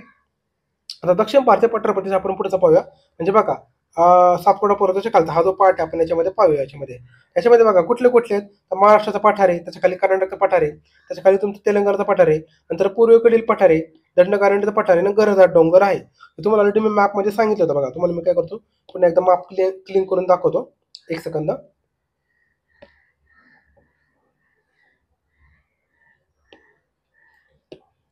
हे बघा तुमचा हे महाराष्ट्र प्लॅटू, वाटलंच तुम्ही थोडंसं डायग्राम, हा हे बघा महाराष्ट्र प्लॅटू, नंतर खाली कर्नाटक प्लॅटू, त्याच्या इकडं तेलंगणा प्लॅटू, नंतर इकडं छत्तीसगड प्लेन, नंतर इकडं घनदाट डोंगर आणि इकडं पूर्व घाट बरोबर का. तर त्याच्यामध्ये पुन्हा खाली आपण आपल्या, हा तर आता बघा सुरुवात करतोय आपण दक्षिण भारतीय पठार प्रदेश. तर प्रमुख 4 घटक महाराष्ट्र पठार, तर कुठून कुठे आहे आपल्याला माहिती महाराष्ट्रामध्ये आहे. याच्यामध्ये सगळ्यात उंच शिखर कुठलं आहे, तर कळसुबाई, पाठ करून ठेवा, 1646 मीटर ही आकडेवारी विचारली जाते, 1646 मीटर. नंतर कर्नाटक पठार, याच्यामध्ये सगळ्यात मोठं शिखर कुठलं आहे, तर मुलांगिरी लक्षात घ्या. त्याचं सगळ्यात मोठं शिखर कुठलं, मुलांगिरी, याची हाईट 1923. ठीक आहे. नंतर तेलंगणा पठार, तेलंगणा पठारामध्ये लक्षात घ्या तलावांची संख्या सगळ्यात आहे. ठीक आहे, तलावांची संख्या खूप जास्त आहे आणि कृष्णा नदी पण या ठिकाणी वाहते. नंतर पूर्वेकडील पठार, तर लक्षात घ्या याच्यामध्ये महानदीचं खोरं वगैरे आपल्याला माहिती आहे. नंतर दंडकारण्य पठार, या ठिकाणी सगळ्यात मोठं शिखर कुठलं, तुलसी शिखर आहे लक्षात घ्या. नंतर घनदाट डोंगर, तर ओडिशाच्या वायव्य भागात लक्षात घ्या, ओडिशाच्या वायव्य भागामध्ये घनदाट डोंगर आहे, या ठिकाणी वैतरणी, ब्रह्मणी ह्या नद्या वाहतात. नंतर पुढचं लक्षात घ्या प्रमुख पर्वतरांगा. आता आपण महत्वाच्या पर्वतरांगा पाहूया. तर सातपुडा पर्वत किंवा महादेव पर्वत किंवा मैकल पर्वतरांगा आपण पाहूया. तर ह्या कशाचा पार्ट आहे लक्षात घ्या, फोल्ड माउंटनचा पार्ट आहे लक्षात घ्या. राईट. तर फोल्ड माउंटनचा पार्ट आहे. राईट. सातपुडा पर्वत, त्या ठिकाणी महादेव पर्वतरांगा आहेत किंवा मैकल पर्वतरांगा आहेत किंवा डोंगर रांगा आपण म्हणूया. तर भारतीय पठारी प्रदेशाची सीमा निश्चित करणारी रांगे बरोबर का. तर आपल्याला माहिती आहे त्याच्यावर नॉर्थ आहे, त्याच्या खाली साऊथ आहे. विस्तार कसा आहे, पूर्वपासून पश्चिमेकडे, म्हणजे कसं आहे, गुजरात, महाराष्ट्र, मध्य प्रदेश आणि छत्तीसगड. राईट. आपल्याला माहिती वर विंध्य खाली सातपुडा आहे. राईट. ऍक्च्युली हे बघा सातपुडा बरोबर का, इकडं गुजरात, महाराष्ट्र, राईट, मध्य प्रदेश, छत्तीसगड, तुम्हाला हे ओव्हरऑल रांग असे पसरलेले दिसते. ते आपण आता पाहतोय सध्या. ठीक आहे. राईट. लांबी किती आहे, 900 किलोमीटर. याच्या सगळ्यात उंच शिखर कुठलं आहे, राईट, ॲक्च्युली धूपगड आहे, ते पूपगड झाले, ते धूपगड हे सगळ्यात उंच शिखर याच्यामध्ये लक्षात घ्या, हे पाठ करून ठेवा. जर ओव्हरऑल सातपुडामध्ये विचारलं तर धूपगड आहे लक्षात घ्या. आणि महाराष्ट्रामधलं जर विचारलं लक्षात घ्या, ते अस्तंभ आहे, हे तुम्हाला विचारलं जातं. महाराष्ट्रामधल्या कुठल्या अस्तंभ 1325 मीटर आहे. आणि जर पूर्ण सातपुडामध्ये विचारलं तर लक्षात घ्या धूपगड आहे 1350 मीटर, काय नाही फक्त 25 मीटरचा फरक आहे. त्याच्यानंतर याच्यामुळे काय झालं, ह्या पर्वतरांगामुळे तर नर्मदा, म्हणजे याच्यावर जायचे नर्मदा वाहते लक्षात घ्या, आणि याच्या खाली वाहते ते तापी. म्हणजे बघा वरचं विंध्य, त्याच्यानंतर मध्ये ते नर्मदा, त्याचा तो सातपुडा, त्याच्या खाली ते तापी, असं तुम्हाला ते डिव्हिजन दिसतं. म्हणजे विंध्य पर्वत म्हणजे नर्मदा नदी वाहते, नंतर सातपुडा पर्वत खाली तापी नदी वाहते, असं ते डिवाइड झालेलं आहे. आणि याच पर्वतरांगात बुरहानपूर नावाची खिंड आढळते. बुरहानपूर ऐतिहासिक ठिकाणी लक्षात घ्या, ठिकाणी बऱ्याचशा लढाई वगैरे झाल्या, त्या ठिकाणी बरेचसे सैनिक वगैरे या ठिकाणी बॉम्ब घेऊन गेले बरोबर का. हे मध्य प्रदेशमध्ये लक्षात घ्या. आहेत बुरहानपूर खिंड लक्षात घ्या. त्याच्यानंतर पुढचं लक्षात घ्या पूर्व घाट, म्हणजे काय, ईस्टर्न, काय तुमचा काय म्हणतो आपण त्याला, ईस्टर्न घाट बरोबर का. तर ही दक्षिण भारतीय पठाराची पूर्व सीमा निश्चित करणारी अशी डोंगरांग आहे बरोबर. हे तुम्हाला दिसते इकडे बघा, हे तुमचा असा इकडं हा पूर्व घाट इकडे आहे तुमचा पूर्व घाट आणि इकडे तो पश्चिम घाट आणि इकडे हा साऊथला इकडं एकत्र येतो, निलगिरी वगैरे जे काय असेल अण्णामलई पर्वतरांगेमध्ये एकत्र येतो तो, राईट. तर आपण काय करूया त्याचा याचा विस्तार पाहूया. तर विस्तार पाहूया कुठे उत्तरेला सुवर्णरेखा नदी, लक्षात घ्या. सुवर्णरेखा नदीपासून खाली साऊथ म्हणजे तामिळनाडूमध्ये वैगै नदीपर्यंत विस्तार आहे. पाठ करून ठेवा, सुवर्णरेखा नदी खाली वैगै नदी, लक्षात घ्या, राईट. तुम्ही सुबे असं काहीतरी लक्षात ठेवा, सुर्वे लक्षात ठेवा, सुर्वे, राईट. सुवर्णरेखा आणि खाली वैगै. आणि हा भारताच्या पूर्व किनारपट्टीला समांतर आहे. समांतर म्हणजे काय, पॅरल असा तो पार्ट आहे. याच्यामध्ये काय काय येतं मग, ओडिसा आहे बरोबर, त्याच्या खाली आंध्र प्रदेश आहे, त्याच्या खाली कर्नाटक आहे, त्याच्या खाली तमिळनाडू, असा तो पूर्व घाट म्हणजे काय त्याच्यामध्ये येतो. आणि असं का पूर्व घाट जो आहे ना हा पश्चिम घाटापेक्षा प्राचीन आहे. तर तुम्हाला असं कंपॅरिझन कोण दोघांमध्ये सगळ्यात ओल्ड आहे, तर पूर्व घाट त्याच्यामध्ये प्राचीन आहे, लक्षात घ्या. आणि हा तुटक आहे, पण प्रॉब्लेम कसा आहे, पश्चिम घाट थोडासा सलग आहे आणि पूर्व घाट थोडासा तुटक आहे, लक्षात घ्या. तुटक आहे, कंटिन्युअस नाहीये. याची सरासरी उंची किती आहे, तर लक्षात घ्या पश्चिम घाटापेक्षा कमी आहे, अराउंड 900 मीटर आहे. आणि मलय डोंगर रांगेतलं सर्वात उंच शिखर कुठले, तर महेंद्रगिरी, लक्षात घ्या. ठीक आहे. आणि निलगिरी पर्वतात आपल्याला माहिती आहे, तुम्हाला मगाशी मी सांगितलं, तर पूर्व घाट आणि पश्चिम घाट हे खाली निलगिरी पर्वतामध्ये एकत्र येतात. ठीक आहे. त्याच्यानंतर त्याला ठिकाणाला बेलागिरी असं म्हणतात. आता ह्या डोंगर रांगा ज्या आहेत ना, तुम्हाला तुम्ही सांगितलं ह्या डोंगर रांगा हे पाठ करून घ्या. ह्या डोंगर रांगाचा सिक्वेन्स समोर विचारत होतो.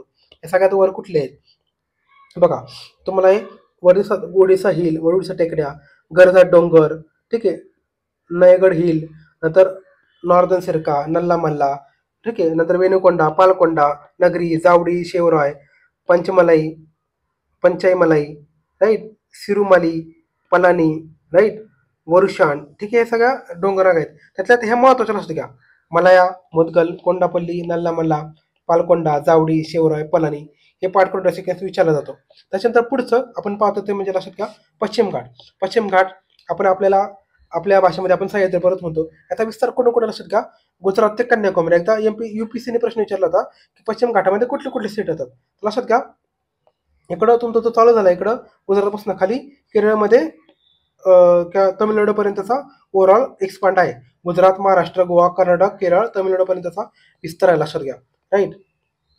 6 राज्य त्याच्यामध्ये येतात, गुजरात, महाराष्ट्र, गोवा, कर्नाटक, केरळ आणि तमिळनाडू, हे 6 राज्य त्याच्यामध्ये येतात. प्लस त्याच्यामध्ये 2 युनियन टेरिटरी पण येतात. कुठल्या, तर दादरा नगर आणि पॉंडिचेरी. तर दादरा नगर हवेली दीव दमण एकत्र केलं आपल्याला माहिती आहे, आणि पॉंडिचेरी, हे 2 केंद्रशासित प्रदेश हे पण त्याच्यामध्ये येतात.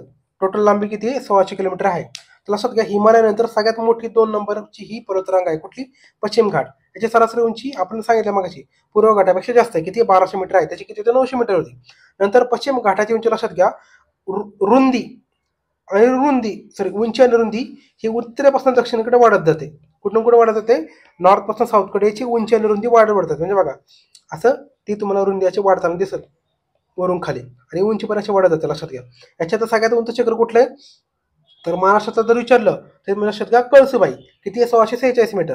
आणि जर भारतातलं विचारलं पश्चिम घाटामधलं तर अनाईमुडी, लक्षात घ्या. अनाईमुडी काय असेल ते, तर 2695 त्याची हाईट आहे, लक्षात घ्या, राईट.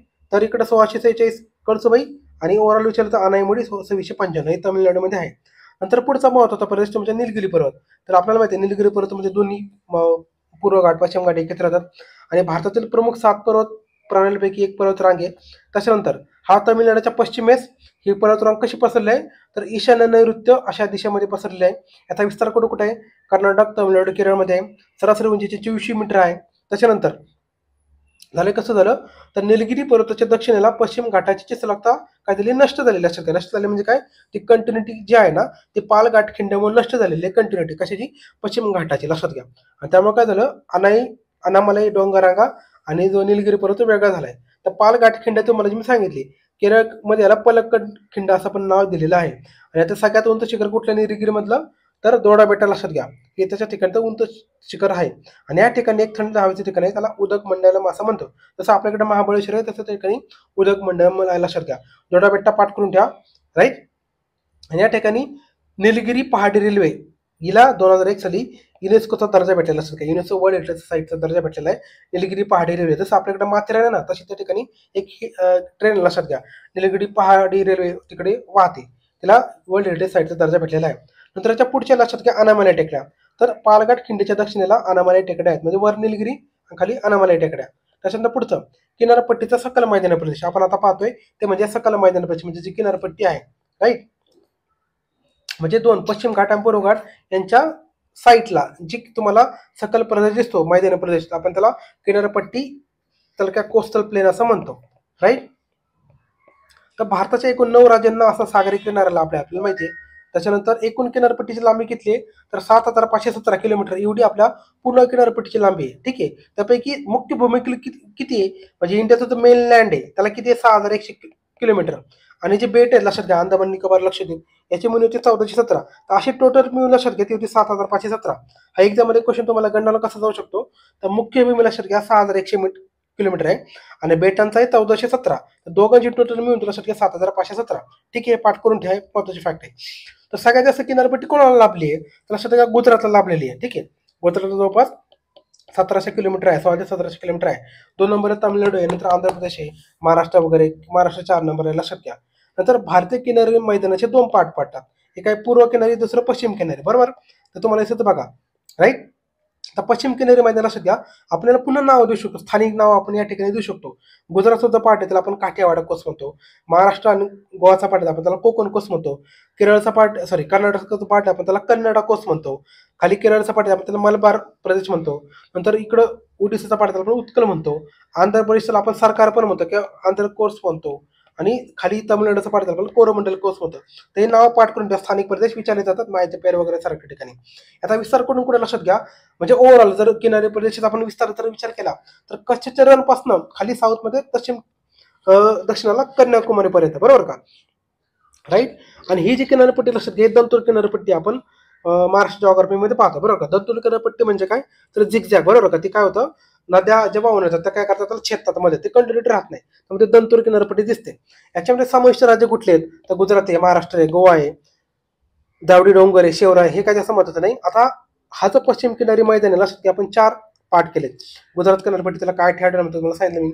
नंतर कोकणला आपण तुम्हाला सांगितलं, हे सगळं तुम्हाला सांगितलंय, पुन्हा घेत नाही. आता पूर्व किनारी मैदान घेऊ आपण. आता काय पहिलं पश्चिम किनारी मैदान पाहिलं, आता आपण घेऊया पूर्व किनारी मैदान. याचा विस्तार कुठे लक्षात घ्या, तर पूर्वेच्या पश्चिम बंगालचा उपसागर. ठीक आहे. तिथून ते पश्चिमेला पूर्व घाट दरम्यान आहे तो. राईट. तर उत्तरेला सुवर्णरेखा आपल्याला माहिती आहे, खाली साऊथला कन्याकुमारीपर्यंत आहे तो. आता याच्या पुन्हा मी डिव्हिजन तुम्हाला मी सांगितले बघा, याच्या डायग्राममध्ये सांगितलंय, तर मी पुन्हा मी सांगणार नाही. ठीक आहे. आता पुढचं आहे, आता ओडिसाचा आपण 1 बाय 1 पाहूया. तर ओडिसा लक्षात घ्या, हा महानदीचा जो त्रिभुज प्रदेश आहे तो त्या ठिकाणी येतो. आपल्याला माहिती आहे ओडिसामध्ये महानदी वगैरे आहे. आणि या ठिकाणी काय झालंय, वाळूच्या दांड्यामुळे चिल्का सरोवर निर्माण झालं. काय झालंय, चिल्का सरोवर खूप फेमस सरोवर आहे. बरोबर का. तर चिल्का सरोवर लक्षात घ्या, हे भारतातील सगळ्यात मोठं खाऱ्या पाण्याचं सरोवर आहे. ठीक आहे. चिल्का सरोवर तयार झालेले कशामुळे, वाळूच्या दांड्यामुळे.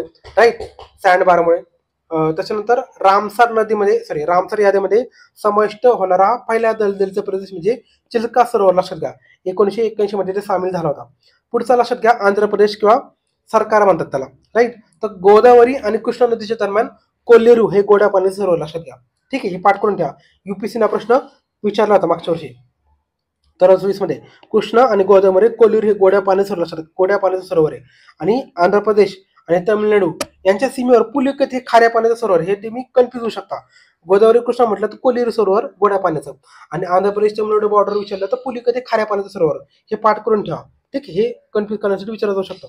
नंतर भारतीय आपण पुढचा पाठ पाहतोय तो म्हणजे भारतीय बेट समूह. राईट. म्हणजे इंडियन आयलँडचा ग्रुप. तर लक्षात घ्या, पहिलं आपण पाहतो म्हणजे बंगालच्या उपसागरातील बेटे. तर पहिल्या त्याच्यामध्ये लक्षात घ्या तुमच्या अंदमान निकोबारचा बेट समूह. टोटल एकूण किती बेट आहेत, 572 बेट आहेत अंदमान निकोबार मिळून. ठीक आहे. तर त्याच्यानंतर अंदमान निकोबार हे 2 महत्वाचे द्वीपसमूह आहेत. आणि ह्या दोघं कुठल्या चॅनल सेपरेट झाले, तर 10 डिग्री चॅनल. आपण पुढे तुम्हाला मी मॅपमध्ये दाखवणार आहे. पहिलं आपण एक थेरोटिकल पार्ट करून घ्या. तर पहिलं आपण पाहिलं लक्षात घ्या अंदमान बेट. तर लक्षात घ्या, अंदमानचे पुन्हा सेपरेशन केले आपण. लक्षात घ्या, छोटा अंदमान आणि मोठा अंदमान. त्याच्यामध्ये 11 डिग्री चॅनल, कुठलं 11 डिग्री चॅनल आहे. आणि 11 डिग्री चॅनल आपण डंकन पास असं पण म्हणतो. राईट. तर बॅरन ज्वालामुखीच्या लक्षात घ्या, हा अंदमानच्या जवळ आहे. बॅरन लक्षात घ्या, हा ज्वालामुखी जो आहे हा जागृत ज्वालामुखी आहे भारताचा. आणि त्याचा जर नॉर्थ टू साऊथ जर तुम्हाला विचारला, सगळ्यात वर कुठला आहे, नॉर्थ अंदमान, म्हटलं तुमचं मिडल अंदमान आणि तुमचं साऊथ अंदमान. ठीक आहे. तर एक सेकंड, नॉर्थ, मिडल आणि साऊथ, NMS असं लक्षात ठेवतो मी. ठीक आहे. नॉर्थ, मिडल आणि साऊथ. राईट. आणि सगळ्यात छोटे अंदमान. ठीक आहे. म्हणजे पुन्हा मग छोटे म्हणजे येस येतं, NMSS, म्हणजे north Andaman, middle Andaman, south Andaman आणि छोटे अंदमान. आणि पोर्ट ब्लेड आपल्याला माहिती आहे राजधानीचं ठिकाणी अंदमानचं, हे दक्षिण अंदमानवर आहे. नंतर पुढचं लक्षात घ्या, निकोबार बेट समूह. त्याच्यामध्ये बघा, वर सगळ्यात वर आहे तुमचं कार निकोबार, नंतर छोटे निकोबार आणि ग्रेट निकोबार. तर निकोबारचा तुम्हाला उत्तर दक्षिण क्रमांक सांगितला, तर कार निकोबार आहे, नंतर छोटे आणि ग्रेट निकोबार, राईट. की त्याच्यानंतर कसं लक्षात ठेवणार, काछोगरे असं काहीतरी तुम्ही लक्षात ठेवू शकता, काछोगरे असं वगैरे काहीतरी करून ठेवू शकता. याच्यात सगळ्यात उंच शिखर कुठलं, तर माउंट डुलियर हे निकोबार मधलं सगळ्यात उंच शिखर आहे.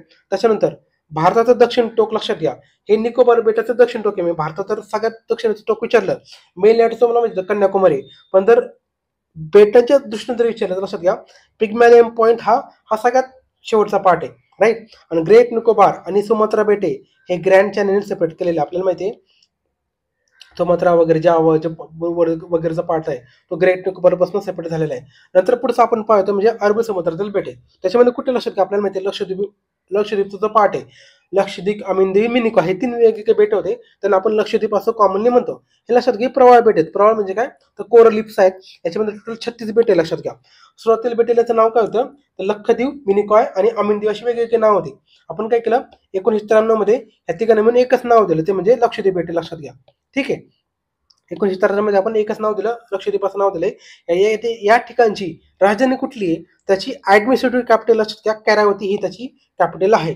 आता मी तुम्हाला सांगतो मॅपच्या स्वरूपात. आपण वर थेरॉटिकल पार्ट पहिला, मॅपच्या स्वरूपात बघा. हे बघा, हे तुमचं north Andaman, middle Andaman, south Andaman म्हणजे काय, उत्तर, मध्य, दक्षिण अंदमान आणि लिटल अंदमान हे अंदमानचा पार्ट आहे, बरोबर. तर लक्षात घ्या, साऊथ अंदमान आणि लिटल अंदमान याच्यामध्ये तो पार्ट आहे, तर म्हणतात डंकन पास, ठीक आहे. हे 11 डिग्री चॅनल आहे, बरोबर झालं. 11 डिग्री चॅनल, डंकन पास. आणि लक्षात घ्या, लिटल अंदमान म्हणजे अंदमान निकोबार यांच्यामधलं जे चॅनल, त्याला 10 डिग्री म्हणतात. लक्षात घ्या, अंदमान निकोबार विचारलं तर 10 डिग्री चॅनल, ठीक आहे. आणि अंदमान मध्ये जर विचारलं तर लिटल अंदमान आणि साऊथ अंदमान, राईट. त्याच्यामध्ये डंकन पास लक्षात घ्या, 11 डिग्री चॅनल आपण म्हणतो, ठीक आहे. तर कसं लक्षात येणार, साऊथ मधलं सो घ्या, लिटल मधलं ली घ्या, सोली मध्ये 11 डिग्री लक्षात घ्या. आणि अंदमान आणि निकोबार मध्ये लक्षात घ्या तुमचं 10 डिग्री आहे, ठीक आहे.